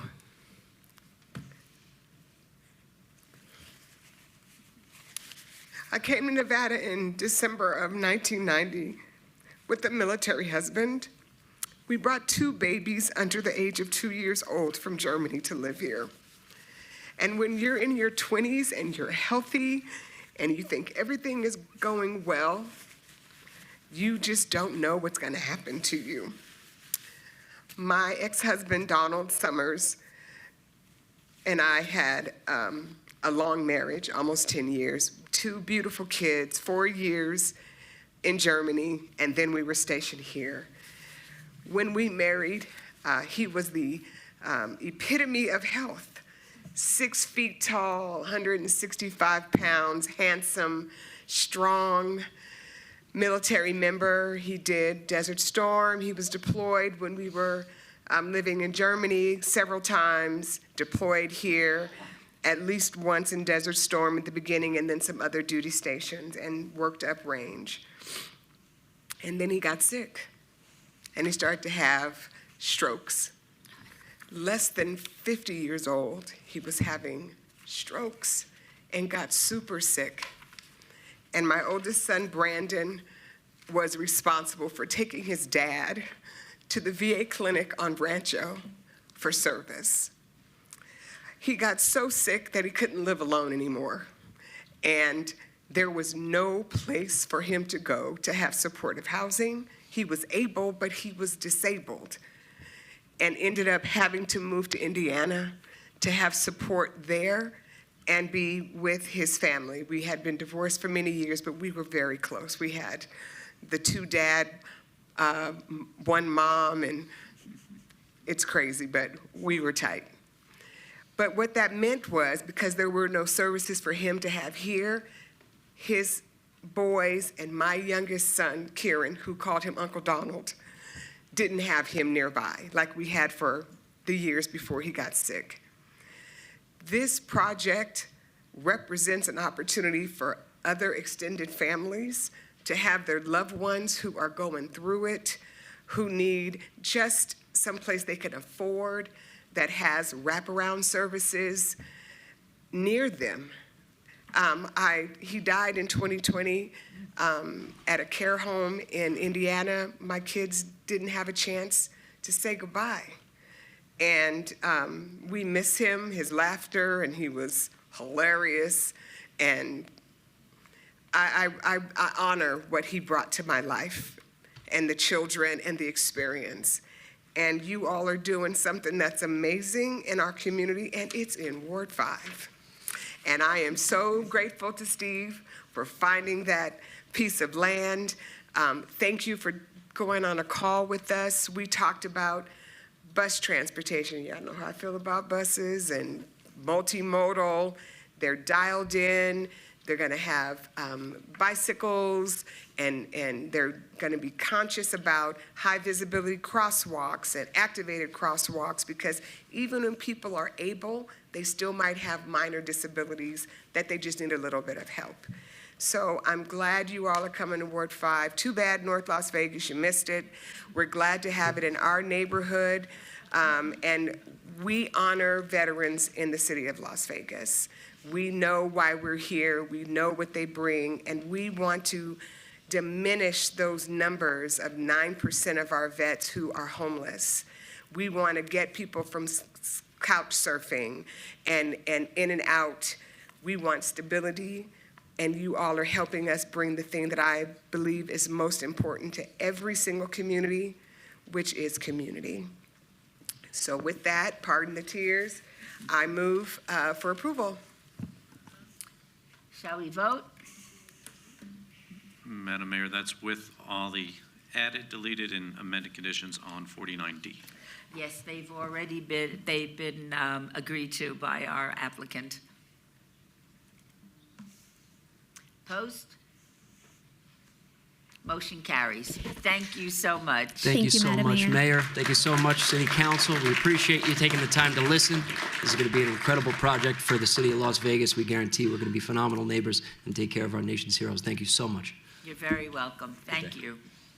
Agenda item 50, 26-0039 on the following land use entitlement project requests on 0.16 acres at the southeast corner of Wilson Avenue and 10th Street, R3 medium density residential zone. 50A, 26-0039-VAC1, petition to vacate a portion of the right-of-way on Wilson Avenue.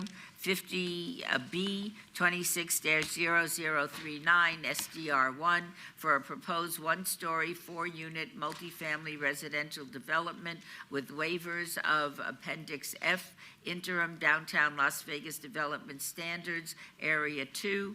The applicant is A4 Builders LLC, and the owner is AG Construction, Inc. The Planning Commission recommends approval on the entire land use entitlement project. Staff recommends denial on the entire land use entitlement project. These are in Ward 5, Ms. Summers Armstrong, and our public hearings, which I now declare open. Is the applicant present?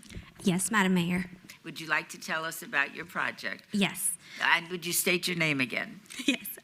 For the record, my name is Susan Florian from Tanny Engineering, 6030 South Jones Boulevard, here on behalf of the applicant. What we have here is a project located on 10th Street and East Wilson Avenue. The subject project is approximately 0.16 acres. We are proposing a development that consists of 4 units. The property is zoned RS3 medium density. We are asking for waivers. We're asking for 4.9 feet where 10 is required along this side of the parcel. We're also asking to reduce a landscape buffer to 4.94 where 7.8 is required. We're also asking for 4 parking spots where 8 is required, and to allow bushes on the west side in lieu of trees. The reason that staff recommended denial is because we were trying to waive 10 feet of the right-of-way. We could not get a hold of the adjacent parcels on the north and on the east, so we were not able to complete that. However, we are still vacating 10 feet of our portion. With that, I conclude my presentation, and I'm here to answer any questions that you may have. Thank you so much. May I have a staff report, please? Yes, Madam Mayor. Peter Lowenstein for the record. Staff does not support a non-uniform vacation of Wilson Street, as this will create varying street widths. In addition, staff does not support the exception for trees. Waivers and exceptions are requested as the development does not provide adequate perimeter landscape buffers, parking lot landscaping, plant materials, and garbage storage screening. Additionally, a waiver request has been made to allow 4 on-site parking where a total of 8 are requested. These exception waivers are evidence that deficiencies in design of such development, and staff has recommended denial of the project. Thank you. Thank you so much. Is there anyone else wishing to be heard on this item? Seeing none, I'll close the public hearing. Does the applicant agree to the conditions that were stated? Yes, Madam Mayor. Are there any questions or comments from members of the council? Okay. Ms. Summers Armstrong, may I have a motion? I just want to get clarity. My understanding is that the trees or the landscape will be put in. Could you please just clarify that for me? Could you point it out on the map for me? Yes, there will be landscaping along Wilson, and then this one we were just asking for bushes in lieu of trees. Through you, Madam Mayor. So there is landscaping proposed, but it is located within the right-of-way. There is a condition from Planning Commission to address the landscaping along Wilson. They would need to achieve a license agreement on it. It also calls for larger trees to be planted on 20 feet on center with shrubs. Thank you. Madam Mayor, I would be willing to support this with the conditions that city staff is suggesting. Would you be willing to comply? Yes. All right, in that case, I'd like to make a motion for approval. Thank you so much. Please vote. Post. Okay. Motion carries. Thank you so much. Thank you, Madam Mayor, City Council members. Have a good day. Agenda item 51, 26-0075 on the following land use entitlement project requests on 10.37 acres at the northwest corner of Trails End Avenue and Alpine Ridge Way. 51A, 26-0075-GPA1 from Planned community development to medium-low attached density residential, 51B, 26-0075-ZON1, from undeveloped planned community development general plan designation to R-TH single-family attached. 51C, 26-0075 VAR1 to allow private gated streets that do not conform to Title 19.04 complete street standards for street termini and connectivity ratio. 51D, 26-0075-VAR3 to allow no half-street improvements on Alpine Ridge Way between the northern end of the usable area to Moccasin Road. 51E, 26-0075-VAC1 petition to vacate U.S. government patent easements. 51F, 26-0075 TMP1 Alpine Ridge and Trails End for a proposed 77-lot single-family attached residential subdivision.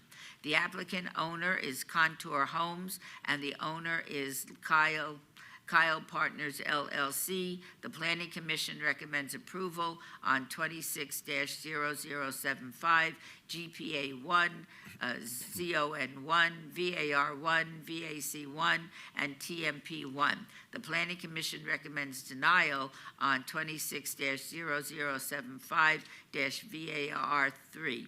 Staff recommends approval on 26-0075 GPA1 and ZON1. Staff recommends denial on 26-0075 VAR1, VAR3, VAC1, and TMP1. These are in Ward 6, Ms. Rooney, and our public hearings, which I now declare open. Is the applicant present? Yes, Madam Mayor, Council, Mark Mulhall, 1980 Festival Plaza Drive, here on behalf of the applicant, Contour Homes. And Contour Homes is a small, private, local developer. They're focused on quality residential development and on that missing middle. And that's what we're presenting here today. And so this is just under 10.5 acres located up in the Kyle Canyon Gateway area. It's west of Alpine Ridge Road, south of Moccasin. To the west of us is NV Energy and the NV Energy expansion site. To the south of us is already approved residential homes between KB Homes and Tri-Point Homes. So this site is unique.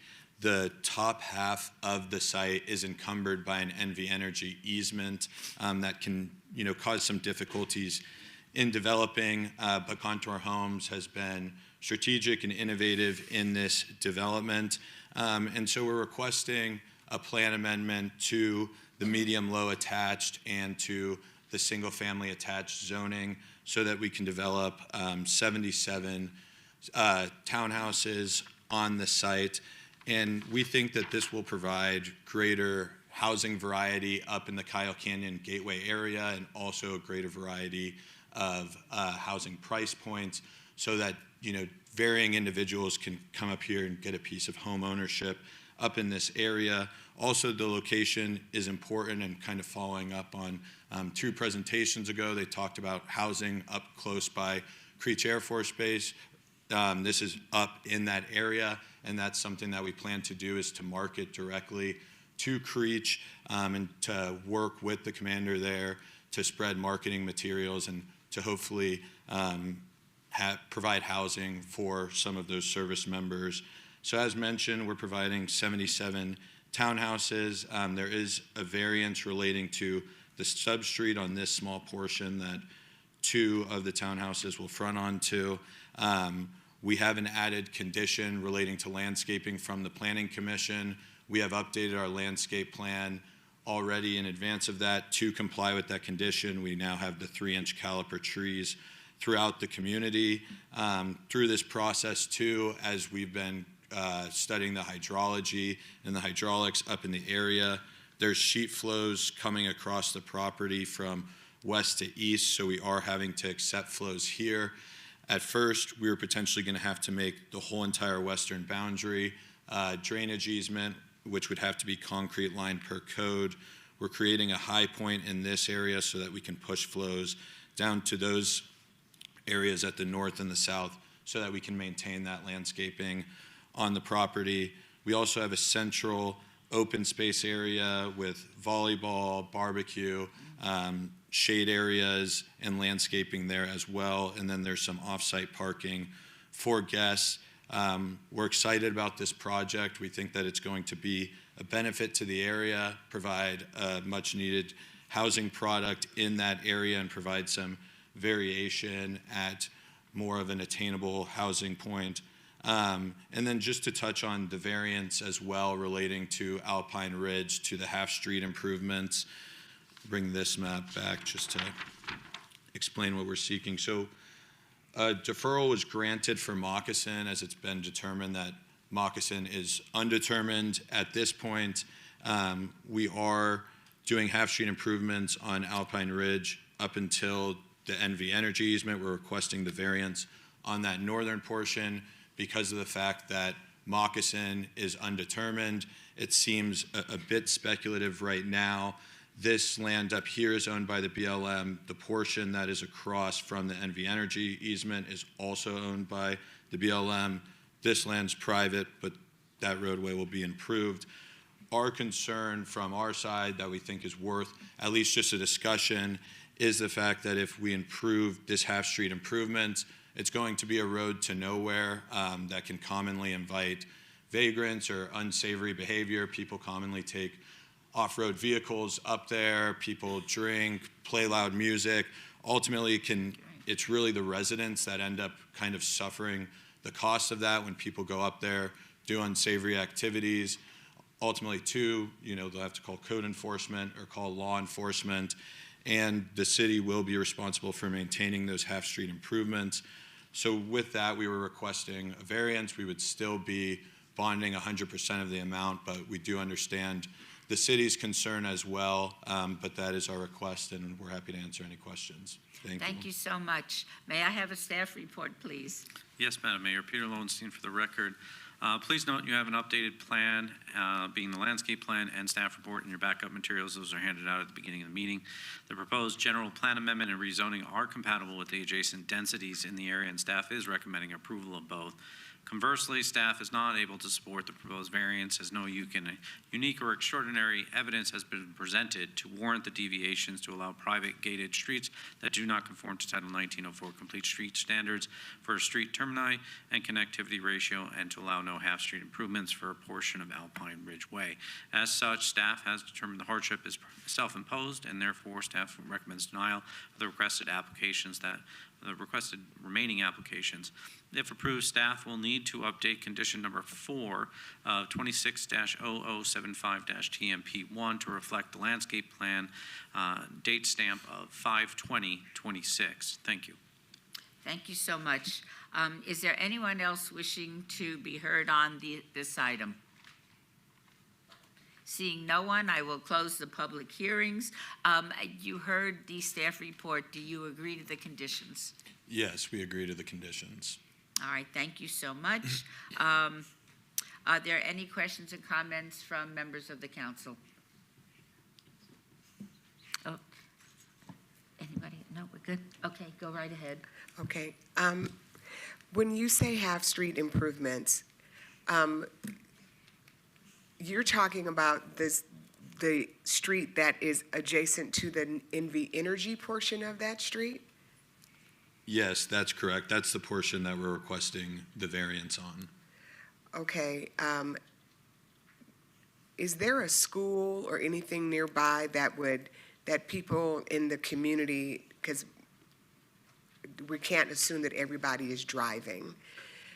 What would happen if someone is trying to get from the street, I don't know what direction this is, that's near at the top of the NV Energy? So the one that's at the top of the NV Energy easement, that's the future proposed Moccasin. So that's the one that Public Works has granted a deferral on for us to not build half-street improvements already out there because it is undetermined at this time. So there's not an existing road up in that area. So that's why we're requesting to not do this portion as well because it's not connecting to a road up there. That area isn't usable currently. Okay, so if someone was walking on the street moccasin that actually is existing and wanted to come down the street and go into your site, for a portion of it, they'd be walking on the dirt, and then they would walk onto some type of a sidewalk? I'm not quite understanding. Yeah, so if someone was walking from up in this area, it would all be dirt right now. It's not improved up there. So they would be walking on dirt in this green portion until you got down to the yellow portion, because we're going to improve it in front of the developed portion of the site, but we can't develop the NV Energy portion up here, so there'll be half-street improvements up until here to the last lot, and then it's all NV Energy easement land where there can't be any sort of developed area. So after this, you just have half of a street up to then open BLM land, and then it would be all empty kind of desert land for the NV Energy easement just north of the site as well. So just to clarify, this is a deferment for that. So later on, they would have to put it in. Is that correct? Through Madam Mayor to Councilwoman Summers Armstrong, yes, they're going to pay 100% of our current cost today of the half-street improvements, and then at some point, the city could use that money to build it. The reason the city or the staff is recommending a denial is because we'd rather have them build it first and not have us build it, but that is why our recommendation is for denial. And it'll be more expensive to build in the future. Okay. Very good. Is Ms. Bruni? Thank you, Mayor. Thank you to the applicant for this project. It is a complicated piece of land because, essentially, as you've shared, half of it is undevelopable. So I appreciate you being innovative, and I do think it will be very convenient and attractive option for our Creech military family. So thank you for that. I am going to make a motion to approve item 51, items A, B, C, E, and F, and I want to follow the Planning Commission's decision to not approve or to deny item D. So I don't know if it's two separate motions or if I can just make a motion to approve A, B, C, E, and F. Through you, Madam Mayor, I believe it would be two separate motions, and then on your approval motion, you would have the amended condition on the tentative map, which is F. As read in the record. So I would like to make a motion to approve item 5126-0075, A, B, C, E, and F with the amended condition on F. Is that acceptable to the applicant? Yes. Shall we vote? Please post.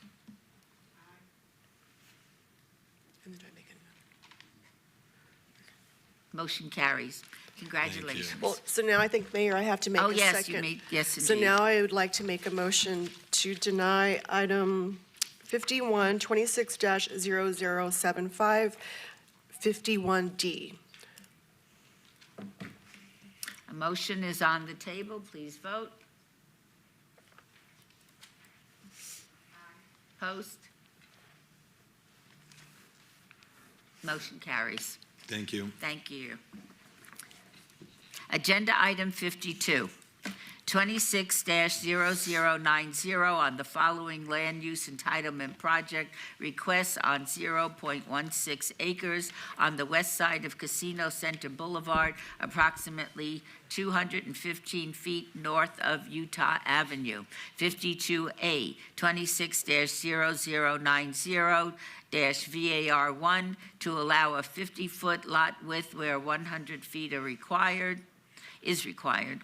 52B, 26-0090 26-001 from R4 High Density Residential to C1 Limited Commercial 52C.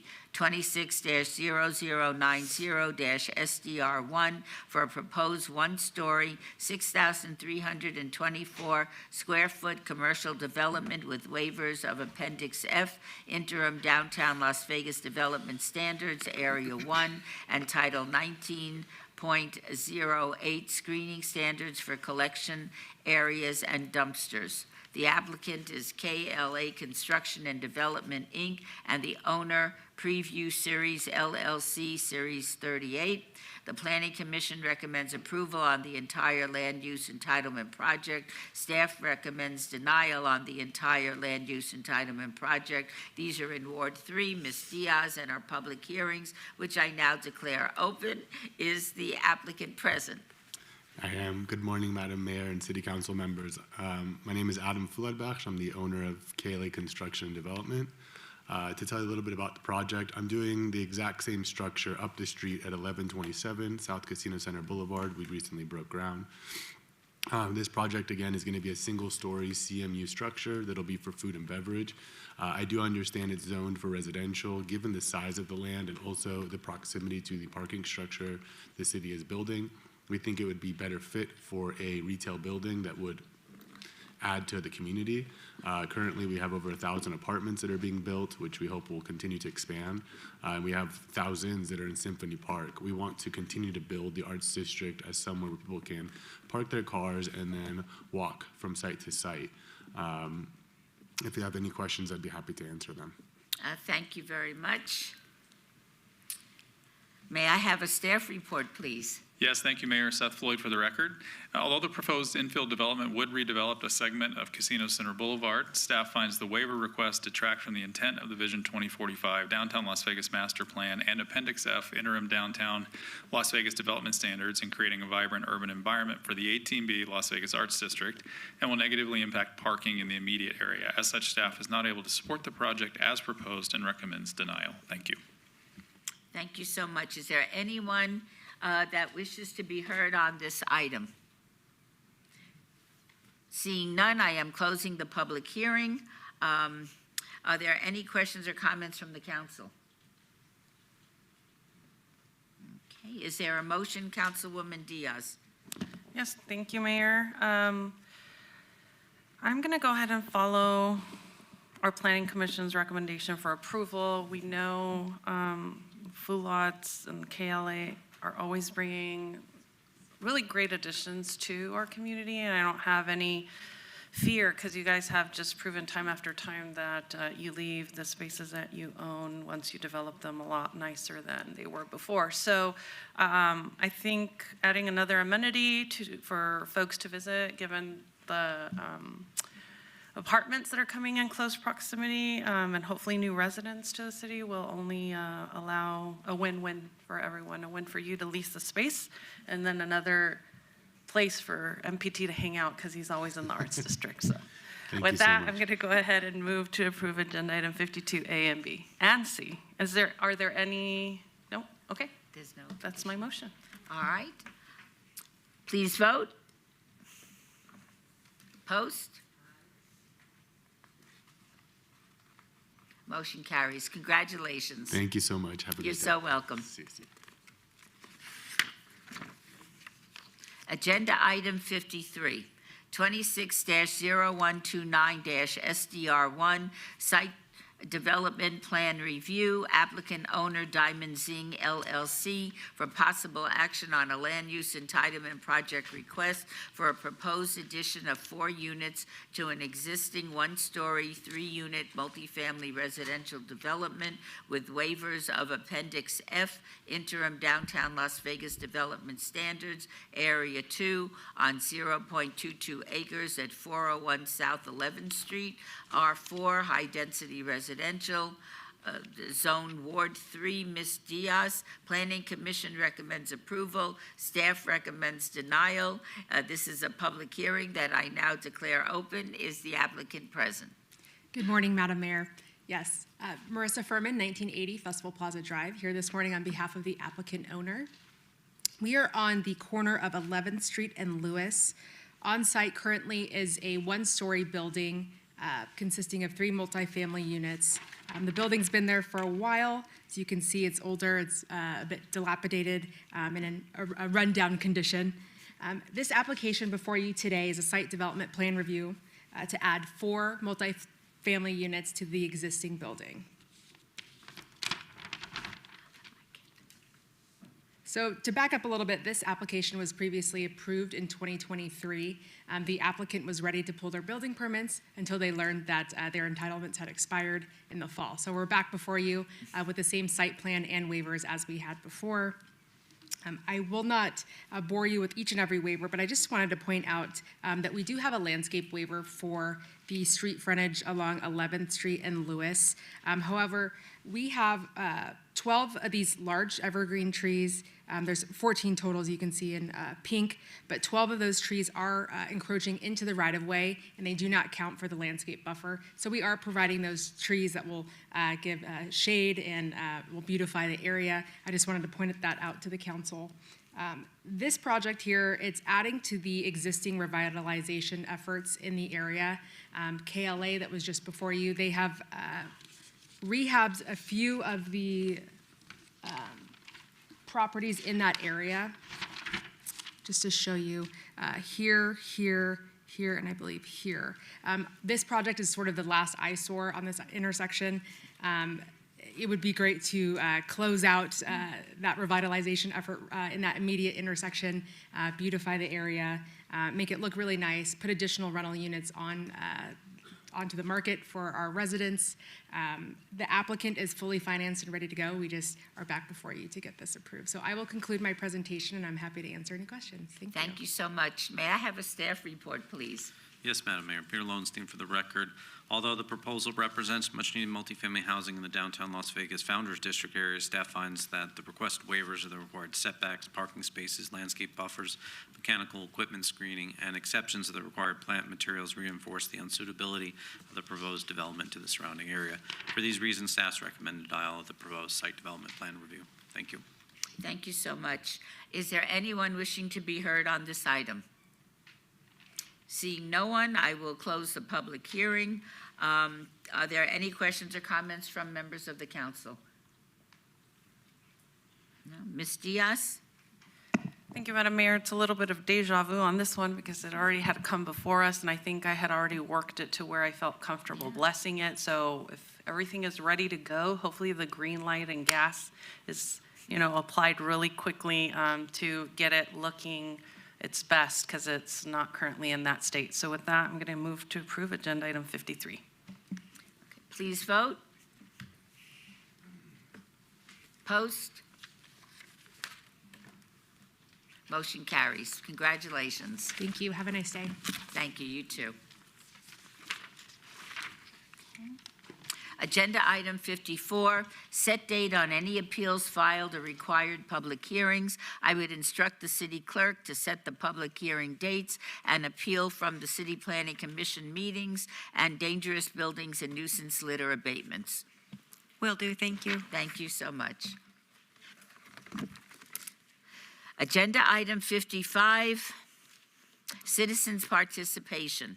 Public comment during this portion of the agenda must be limited to matters within the jurisdiction of the City Council. No subject may be acted upon by the City Council unless that subject is on the agenda and is scheduled for action. If you wish to be heard, come to the podium and give your name for the record. The amount of discussion on any single subject, as well as the amount of time for any single speaker, is limited to 2 minutes. This is your opportunity to address the council, but the council is not able to respond or engage in dialogue. Are there any members of the public who wish to speak under this portion of the agenda? Hello, my name is Shoshana. I'm a resident, and I would like to reiterate my encouragement for the city to separate church and state by separating invocations from these meetings, since 70% of cities and counties in Nevada do not invoke prayer or religion at all in their public meetings.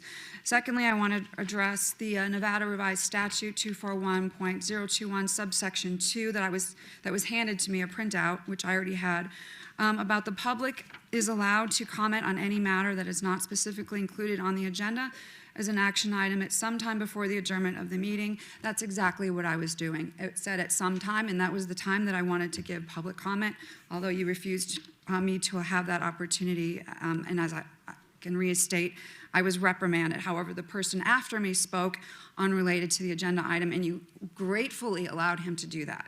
Open arms, he could speak on what he wanted, but I was reprimanded for doing so. Also, because you are still using this Bible as the source of your invocation, I want to remind the women on this panel, this is a terrible book for women. It talks about raping them. It talks about cutting up a woman's body into 12 pieces and dispersing her mutilated parts throughout the land of Israel. It talks about a brother raping his sister. It talks about eating children, boiling them and eating them. It talks about dashing children against rocks to kill them. It talks about burning a woman. It also talks about slavery and how women aren't worth and girls aren't worth the same as slaves as the male counterparts are. It talks about murdering the firstborn children. How in the world do you support this? This is gruesome. It is horrific. And as a woman myself and who've read this, and I'll keep reading it, it's disgusting that we use this as the source of this invocation. Thank you very much, and please consider getting rid of the invocations altogether. Thank you. Thank you so much. Is there anybody else wishing to come forward? Wow, this is amazing. I'm following the same girl. Kim Blandino, I'm here on a totally unrelated matter to what I spoke to earlier. I was accused and charged with battery in the city of Las Vegas, went to Muni Court. I defended that vigorously. The city attorney dismissed it without prejudice, but I'm still under the gun. I tried to get it dismissed with prejudice. Judge Giordani is a horrible judge, but you can't address that. I've got a complaint to the Commission on Judicial Discipline, and I'm asking her to be suspended with or without pay. Your court administrator, Hans Jessup, petitioned to find me a vexatious litigant. This is a 13-page order issued by Judge Giordani with 750 some odd exhibits. They sent 2 of these out to me. Now, Hans Jessup represented the city of Las Vegas in Department 6 of the court, and he's not a licensed attorney. My understanding is that you approved him as court administrator in 2025. That would be January. That is the unauthorized practice of law. Mayor Berkeley, from what I understand, you're a licensed attorney. I think you're still currently a member of the bar. Yes, sir. They can enjoin what he did, and that's a criminal act. Judge Giordani assisted him. She was an accessory to that. I objected timely right at that hearing on May 6th. You'll find it on our Nevada judges, that May 6th hearing, where she just went right on with it. And now this order says that I cannot even go into that municipal court building, even though I'm respectful, as I am here, and I engage people, talk with them, and they're saying, she's saying I can't appear even in that courthouse, and that if I do have a hearing, I have to have it by Zoom, which is onerous. And this, I know you can't address the judge, but you can address the court administrator. Now, I'd like to bring this up, if I could, have somebody a motion for this to be an agenda item, because he's way out of bounds, way out of bounds. Thank you so much. Is there anybody else that wishes to address the City Council at this time? Welcome, and state your name for the record. My name is Aaron Ra, and I'm with the Satanic Temple. And I'm here today because you denied me the opportunity to deliver the prayer, also known as the invocation, before this council. Not only was that wrong, it was discriminatory. You cannot selectively decide which religions are acceptable and which are not, based on bias, public pressure, or personal religious preference. You are not the gatekeepers of religion at these meetings. You opened that door, and now it's open to everyone. But since this council has refused to allow Satanists to give the opening prayer, then the real issue is, Why are you having government-sponsored prayer at all? If invocations continue at these public meetings, then all religions, including the Satanic Temple, must be treated equally and given the same opportunities as your religion. The Bible endorses atrocious acts of genocide, rape, slavery, and rape slavery, sexual slavery, drowning, and mutilation. The Satanic Temple's values are superior. We value compassion and empathy toward all, pursuit of justice for all, bodily autonomy, respect for the freedom of others, understanding the world through science, rectifying mistakes and resolving them without harm, and inspiring nobility along with compassion, wisdom, and justice. I want to point out that the Satanic Temple strongly supports the separation of church and state. We do not believe that any religious organization should use government meetings to promote or preach its beliefs, and that all religions should stay the hell out of government. Thank you. Thank you so much. Is there anyone else that wishes to speak with the City Council? Please state your name again for the record, Mr. King. Once again, Mayor, City Council, thank you. Eric King, longtime resident here.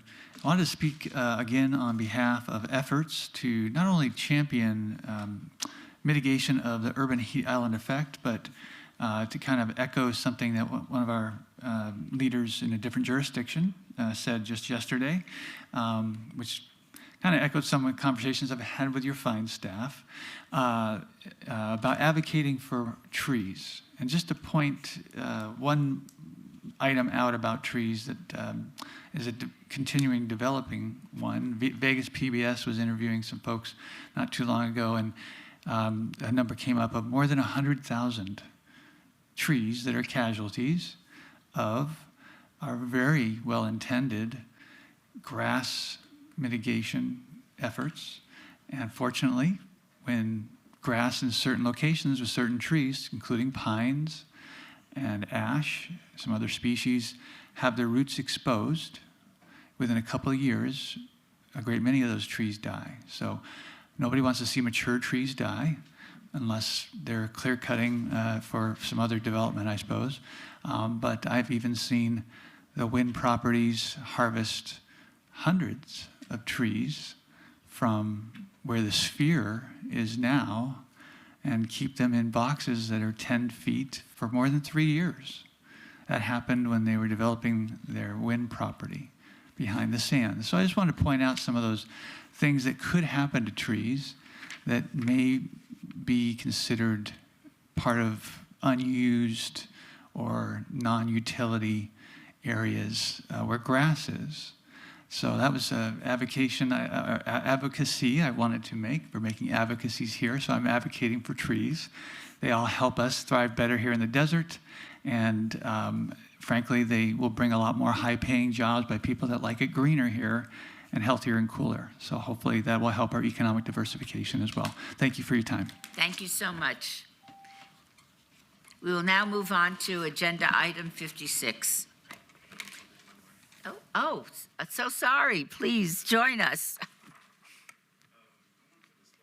Would you state your name for the record? Hey, I'm Philip. I am a Las Vegas citizen. What do I put? Oh, the highlight stuff right here.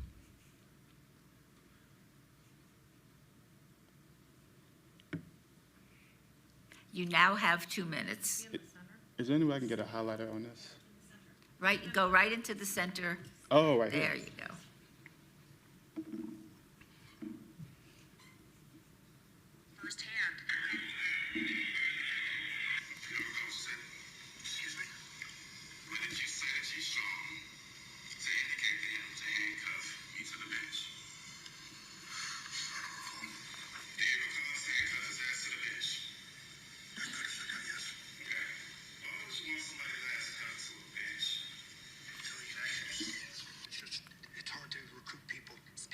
One of the marshals training the new recruits. It's a sense of pride watching them succeed. Stop recording. I said no.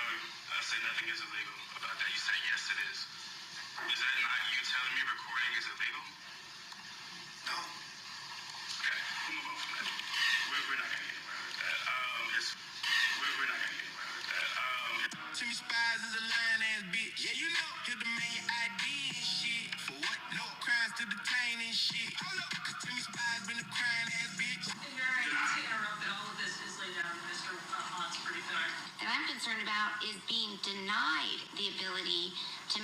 opening statement to the court. Okay, but why would they deny that? That would be the dumbest thing in the world to deny.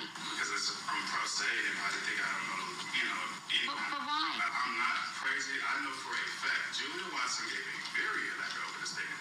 My concern is your contention that you were denied the ability to, that you asked for an opening statement and I guess the judge told you no? Absolutely. Okay, City, what's your position on that? To be clear, that was a question about the appellate, not Ms. Cruiser. Okay.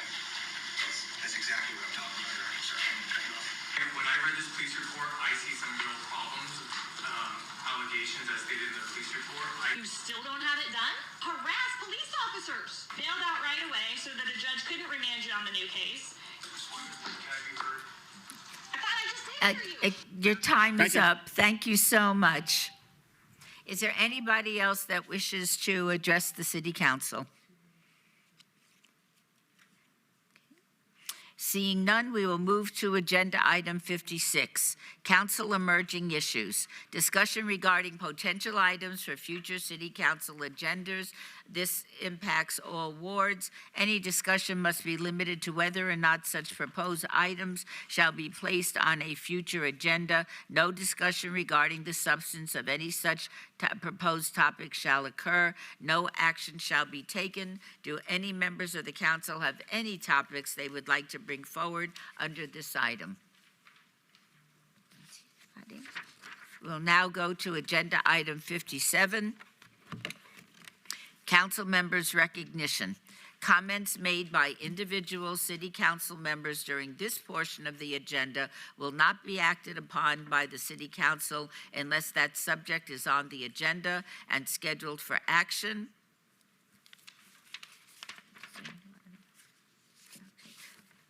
Am I missing a page here?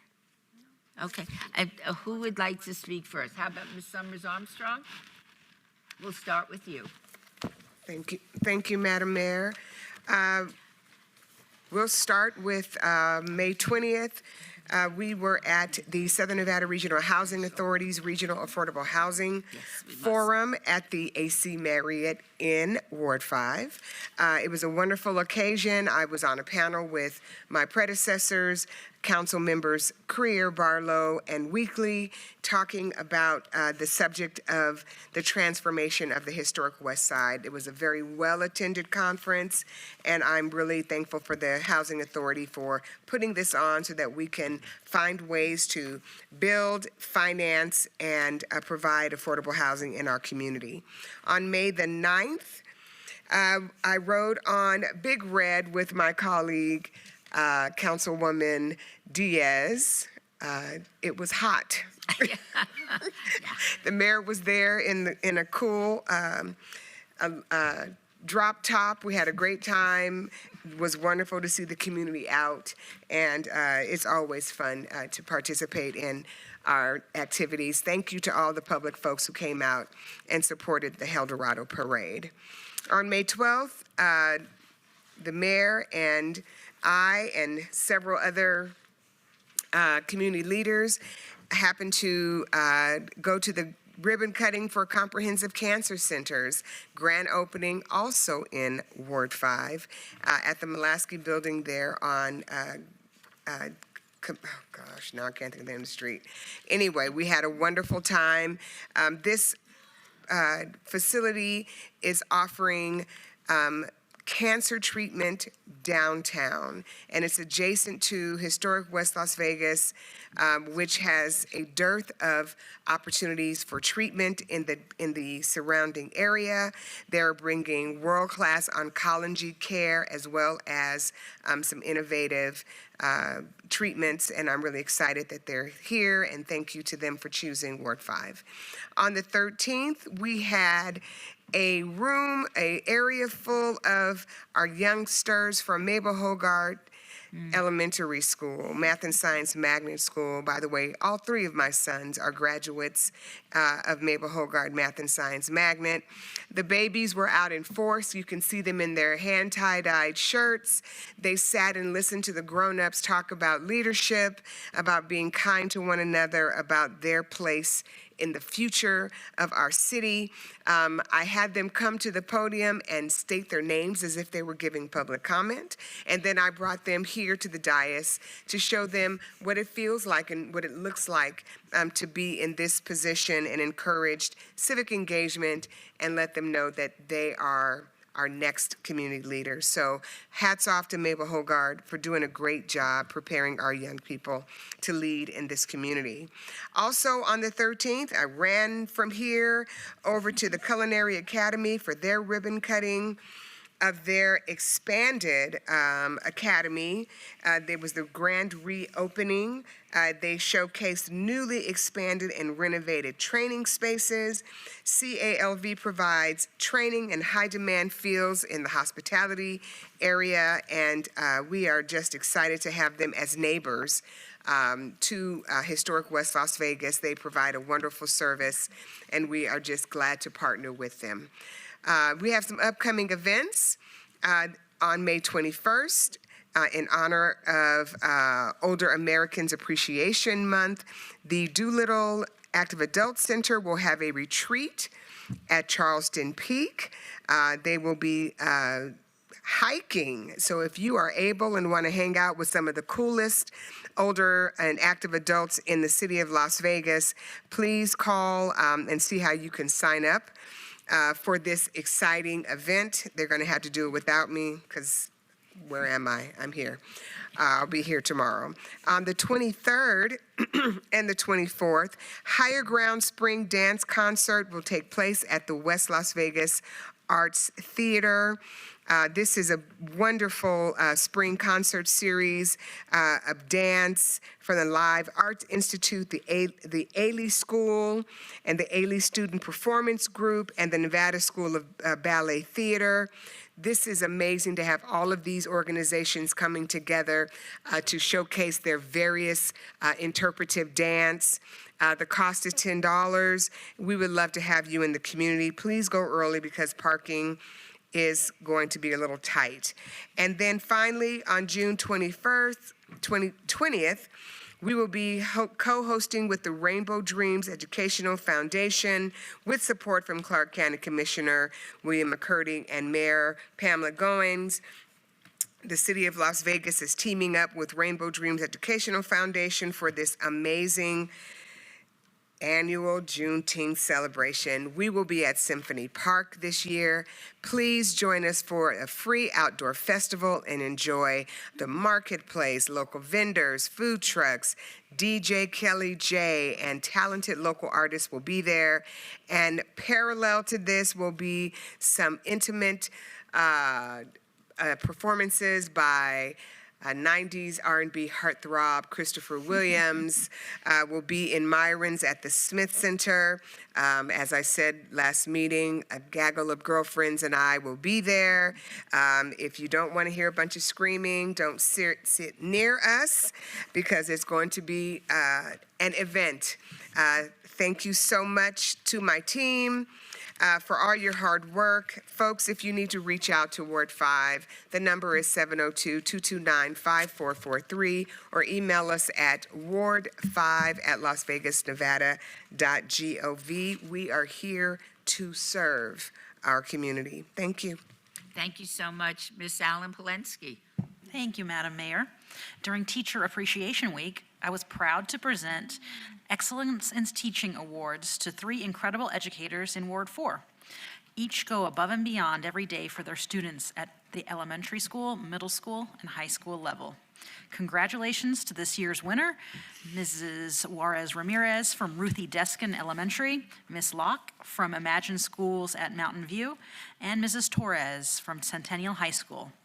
I also have to extend sincerest gratitude to Republic Services, Southwest Gas Corporation, and Western Elite for their generous support and donations. Because of their participation, we are able to award each teacher with a $1,000 cash prize in recognition of their outstanding work. To all the hardworking teachers out there, thank you. We are so grateful for you, and there is no greater legacy than positively impacting the next generation. Next up, on Wednesday, May 6th, I had the opportunity to partner with Republic Services and Safe House to support local women and families ahead of Mother's Day. Thank you to Steve Orico and the entire Republic Service team for their generosity and heart for our community. Together, we were able to collect hundreds of essential items for those women in need. On Thursday, May 7th, I attended an AANHPI Appreciation Day here at the city. This celebration honors the cultures and traditions of the AANHPI community. I was also honored to present the Lotus Leadership Award to David Balberdi of City Hall in recognition of his outstanding leadership, dedication to volunteerism, and commitment to organizing meaningful events throughout AANHPI Heritage Month. On Tuesday, April 12th, I had the opportunity to give the opening remarks to the AANHPI panel discussion that took place in these chambers. The panel sparked thoughtful conversation and provided an important opportunity to celebrate and reflect the experiences and cultures and contributions of the NAHPI community. Later that week, on the Friday, we proudly recognized Mark Carey Elementary Day here in the city of Las Vegas as we honored the life and legacy of Officer Mark Carey. Officer Carey made the ultimate sacrifice in service to our community. It was wonderful to join students, Officer Carey's family, and our public safety partners with such a meaningful day of remembrance and gratitude. Next up, from Thursday, May 21st through May 20th, Ward 4 will be hosting a Freedom Field in honor of Memorial Day weekend at Police Memorial Park. Visit at your leisure and experience breathtaking display of more than 6,000 American flags and stroll between the flags on a walking path. On Thursday, join us at the same park for Southern Nevada Law Enforcement Memorial Ceremony at 7 p.m. We are inviting the public to come join us in honoring and paying tribute to local law enforcement officers who have lost their lives in the line of duty since 1866. It's an important one, and Mayor Berkeley will also be there. On Saturday, May 23rd, please join us for a special outdoor showing of Jurassic World Rebirth at Tregono Hills Park. Enjoy free popcorn, Jurassic Park themed activities while supplies last, of course. The movie will begin at dusk, and we look forward to seeing everyone there. To all the parents, make sure you notice that it's a PG-13 one. Unlike the easier first one, this is a spinoff and pretty graphic. Next up, there are 14 missing teens from our community.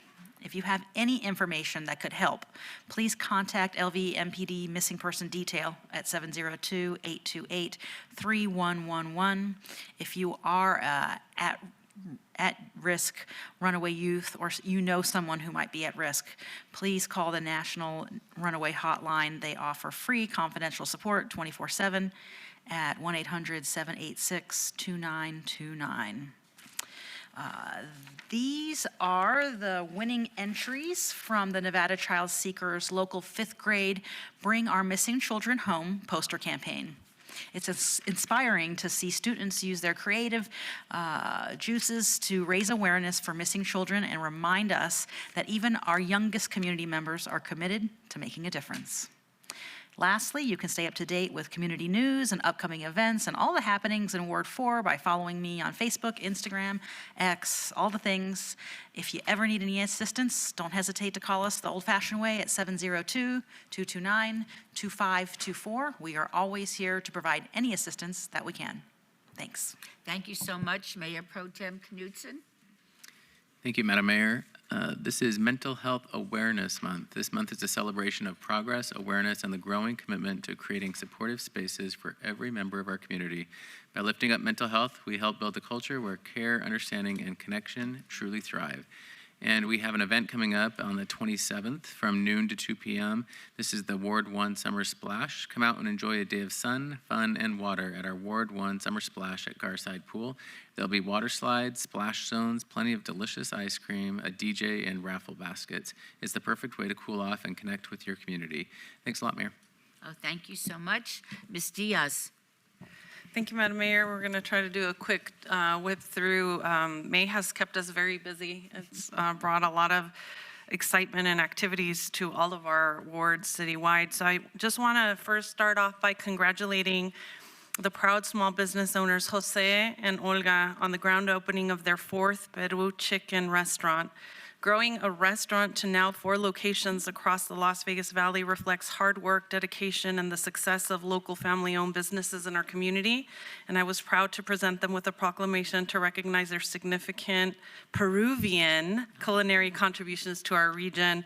I know Olga from the time that she was cutting hair right across from the Boulevard Mall, and then now she's the owner of 4 amazing restaurants, one of which is in Ward 1 on Sahara and Valley View, and the other one is another city location is on Eastern and Sahara, very adjacent to JC Park. If you are craving ceviche, now that it's getting warmer, totally try Peru Chicken.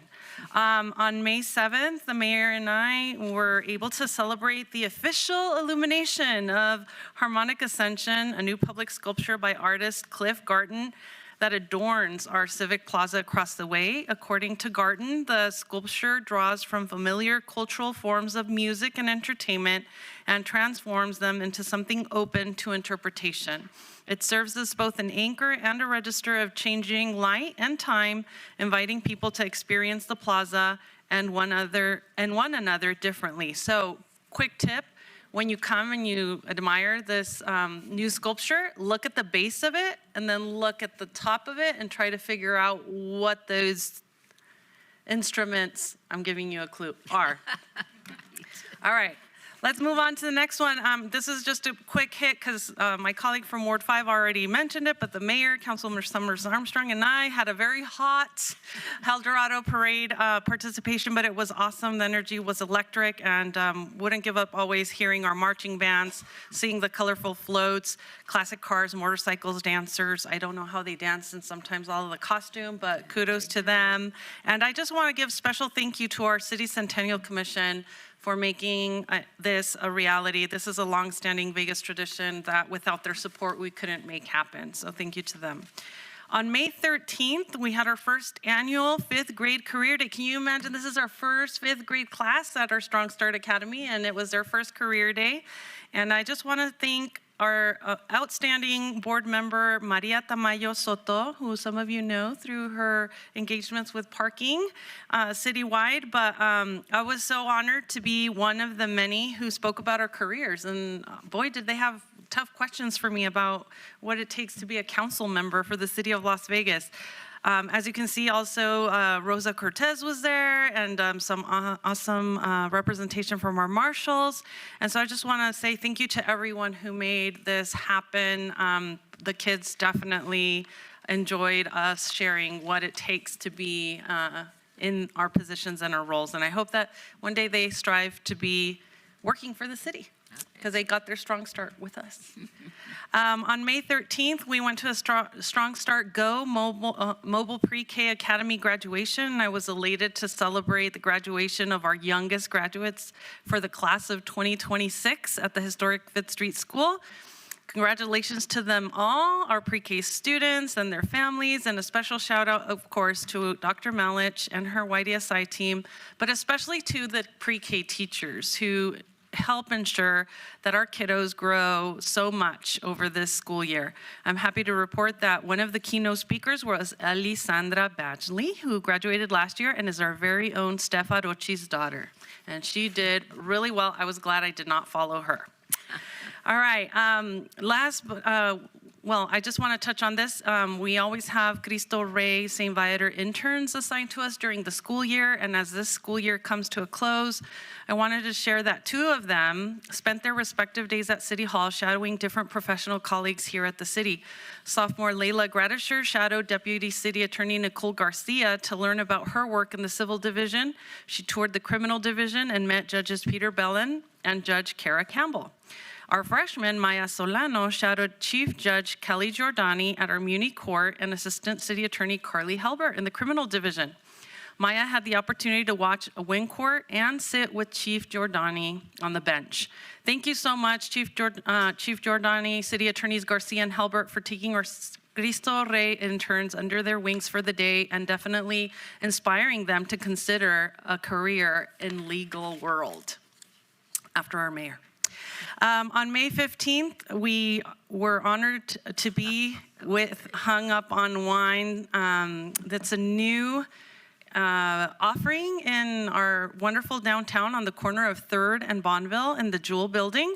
I want to congratulate Hung the Win and Anthony DeFalco for opening this beautiful wine bar in the heart of downtown. And I think we're going to have to check in and make sure our city manager isn't there all the time. But I want to thank them for choosing to invest. Coming down to the city, they worked on the strip, I think part of the ownership worked on the strip for many, many years, and now they're coming down to downtown to offer the best of the best. And so I'm so excited for them in this new chapter. So quick fact, they are open for lunch as well. So check out their lunch and dinner offerings. You will not be disappointed. All right. Now moving on, wanted to put this on folks' radars. There's free child swim lessons. So please, please, please check these free offerings out.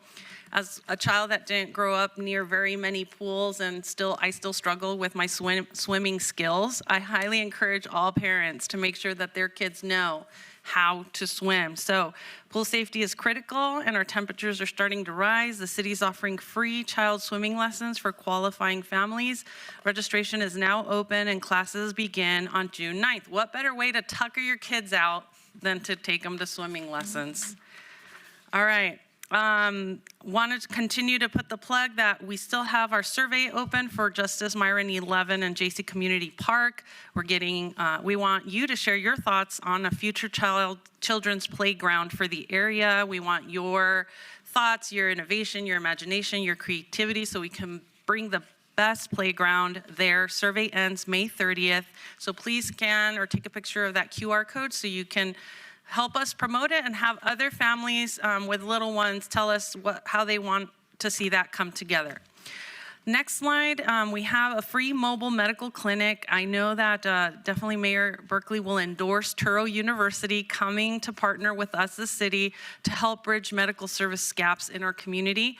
They're going to be at East Las Vegas Community Center on June 4th and July 2nd to receive for people to receive free medical care. So sometimes we don't have a doctor, we don't have access, but we need to be monitoring our health and even get scripts. So this is the perfect opportunity for people who are in that gap without care. Please, please, please spread it far and wide so that there's a win-win for those that need the medical care, and then it gives definitely the folks at Touro the opportunity to work with our community.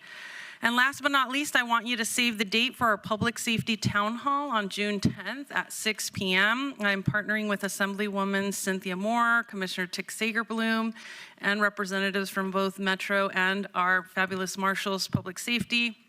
And public safety is at the top of mind for so many of our residents that we're going to go ahead and have this meeting at East Las Vegas Community Center. We're going to have a Spanish and an English one. So as you can see, the English session is Wednesday, June 10th at 6 p.m. The Spanish session is Wednesday, June 17th at 6 p.m.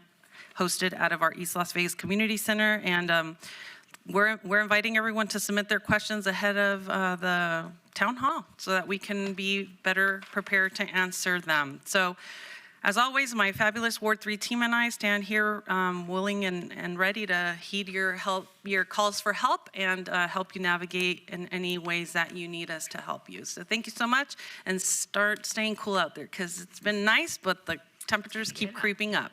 Absolutely. Thank you so much, Councilwoman Bruni. Thank you, Madam Mayor. Earlier this month, I joined my colleague and also participated in the Southern Nevada Regional Housing Authority's 4th Annual Affordable Housing Forum. It was the biggest forum yet, with over 400 private, nonprofit, and public partners who are all interested in addressing one of our region's most challenging issues, namely the lack of affordable housing. Earlier this month, I was thrilled to welcome the 5th grade students who participated in the Great American Awards program and their families to City Hall. 9 Ward 6 schools participated, emphasizing the importance of civic knowledge, patriotism, and determination. In early May, I spoke at the annual Ernest May Day event at Ernest J. May Elementary School. The annual event honors Officer Ernest James May, the first Las Vegas police officer to lose his life in the line of duty on June 8, 1933. His legacy is a reminder of the sacrifices our law enforcement officers make to keep our communities safe. We are happy to share that the Jazz Under the Stars event at Centennial Hills Amphitheater, which began last year, reached new heights. This year, more than 2,500 neighbors enjoyed smooth jazz from the Jazz Vegas Orchestra and Naomi Morrow. It was great to see so many youth without their parents attending the event. Thank you to the city's Parks and Cultural Affairs Department for bringing them back again this year. Last week, we logged another great small business breakfast.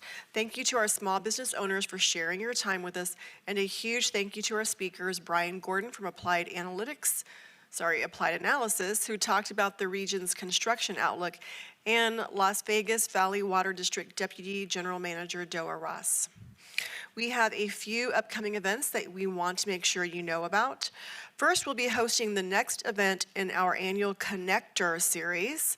On Saturday, May 23rd, we'll be hosting Sunset Yoga at Gilcrease Brothers Park. We'll start at 7 p.m., so come out for some healthy exercise, mocktails, and fellowship with your gal pals. Join us for our monthly Bocaditos with Bruni on Thursday, June 11th from 9 to 10 a.m. in the morning at our YMCA satellite office in the Centennial Hills YMCA. Finally, we're looking forward to celebrating our wonderful fathers at our Take Me Out to the Pool event, Saturday, June 20th from 11 a.m. to 1 p.m. at the Centennial Hills YMCA. We'll be having a hot dog bar and sweet homemade treats. Thanks to the Y and the Centennial Hills Active Adult Center for your partnership on this event. Please RSVP as space is limited. The event is free. As always, we want to hear from you. Call us at 702-229-5463 or email us at ward6@lasvegasnevada.gov. Thank you, Mayor. Thank you so much. Councilwoman Kelly. Good morning, or good afternoon. Good afternoon.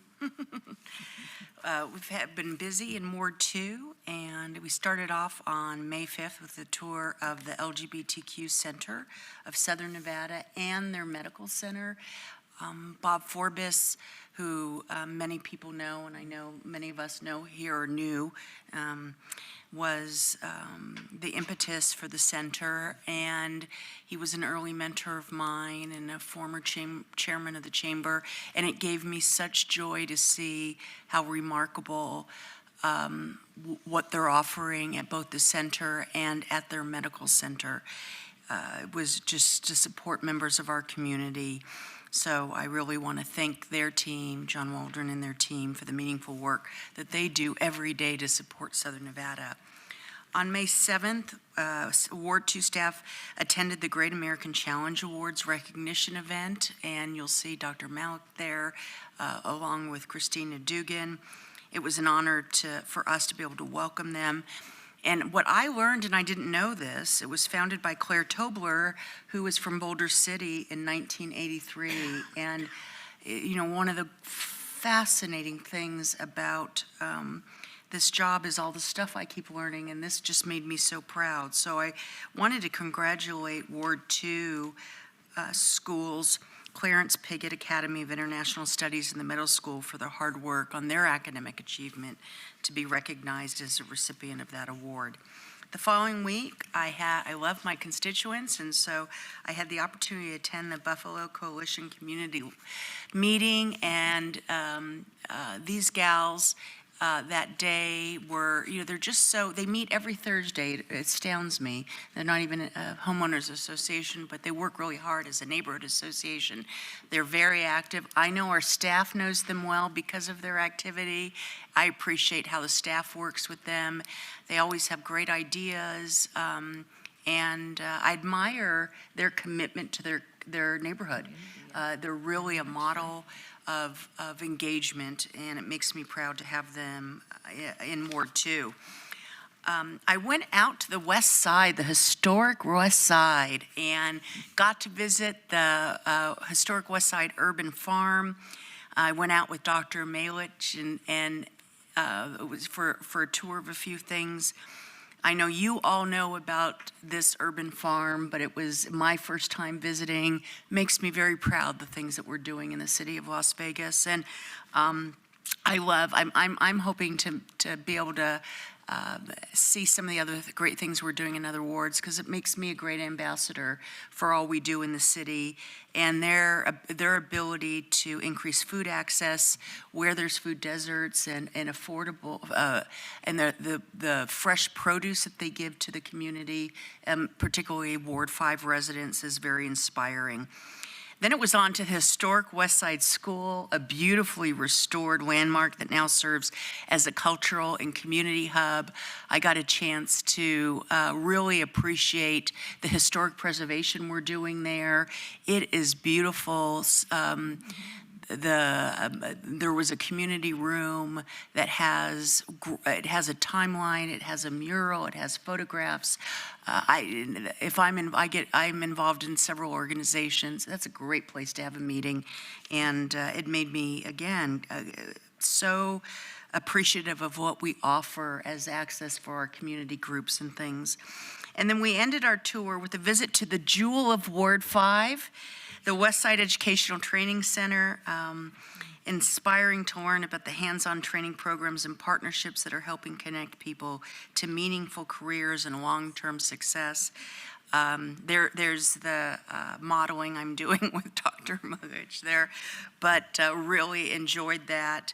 And I hope that if, that I can, like I said, visit some of the other wards. As a fan of education and reading, I was able to support the Apple Corps Reading Program by attending the 2025 and 26 contest award winners, Clarence Piggott, and the very eager and wonderful Principal Hudsick with his staff and the students of Clarence Piggott, who won the first prize of $1,000. But we were also able to recognize another ward school, Loomis Elementary, for achieving in the top 5, and celebrate the hard work, dedication, and enthusiasm by these students, which is a true reflection of our great educators in our schools, and always proud to see students embracing reading. Mayor Pro Tem, I'm with you on that, and it's just such a lovely thing.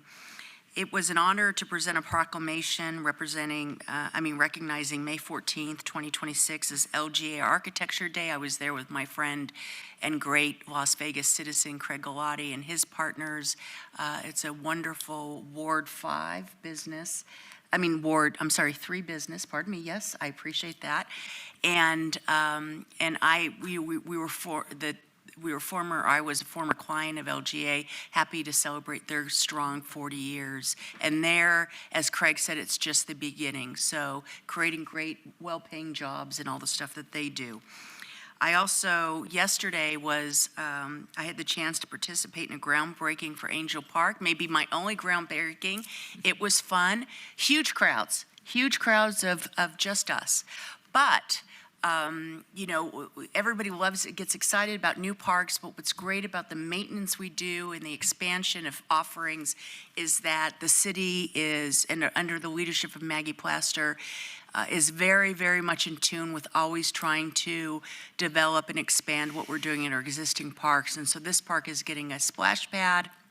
And we're relocating bathrooms and doing a bunch of things, and it was exciting to be there for me. It's a loved park, and we hope that it's finished by early next year.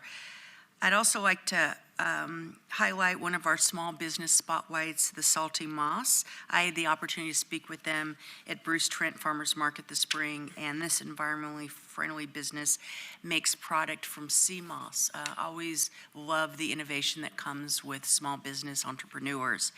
We have some exciting changes in our ward. We welcomed our newest employee, Kayla McNeil. She is ready to help constituents. She's on the next slide, and I am happy to have her with us. She's really learning a lot and is receiving great support, not only from my staff, but all of your staffs as well, so I appreciate that. And then some upcoming events, they're all on, I think, one page. I want to make sure everybody was remembering there's a Memorial Day ceremony on Memorial Day Monday in Ward 2 at the Lakes. I'm excited to be part of this historic event in that ward. And then we have neighborhood office hours. We're excited to have the Vegas for Athletes Summer Games coming, most of which are in Ward 2. And then we have an event for our active 55-plus adults that will highlight information on fraud and how it can happen to you and what to do about it from the FBI Las Vegas Special Agent in Charge, Christopher Gelzato, as well as some other key speakers. And finally, no, that's it. That's it. That's all I have. Thank you. Thank you so much. Before I adjourn this meeting and we move into our next meeting, which will take place in 5 minutes, I wanted to acknowledge 2 remarkable women that we lost over this past month. One, of course, civil rights advocate and a legend in this community, Ruby Duncan. Her funeral is this Saturday at Second Baptist at 10 o'clock in the morning. And attorney Marty Ashcraft, who was one of the early attorney pioneers in a generation where there were very few women practicing law in the state of Nevada. And she was also instrumental in helping to create the Southern Nevada Association of Women Attorneys. Started with 14 of us, and now there are several hundred, and she was instrumental in making that happen. And with that, I will adjourn this meeting, and we will reconvene in 5 minutes for our budget meeting.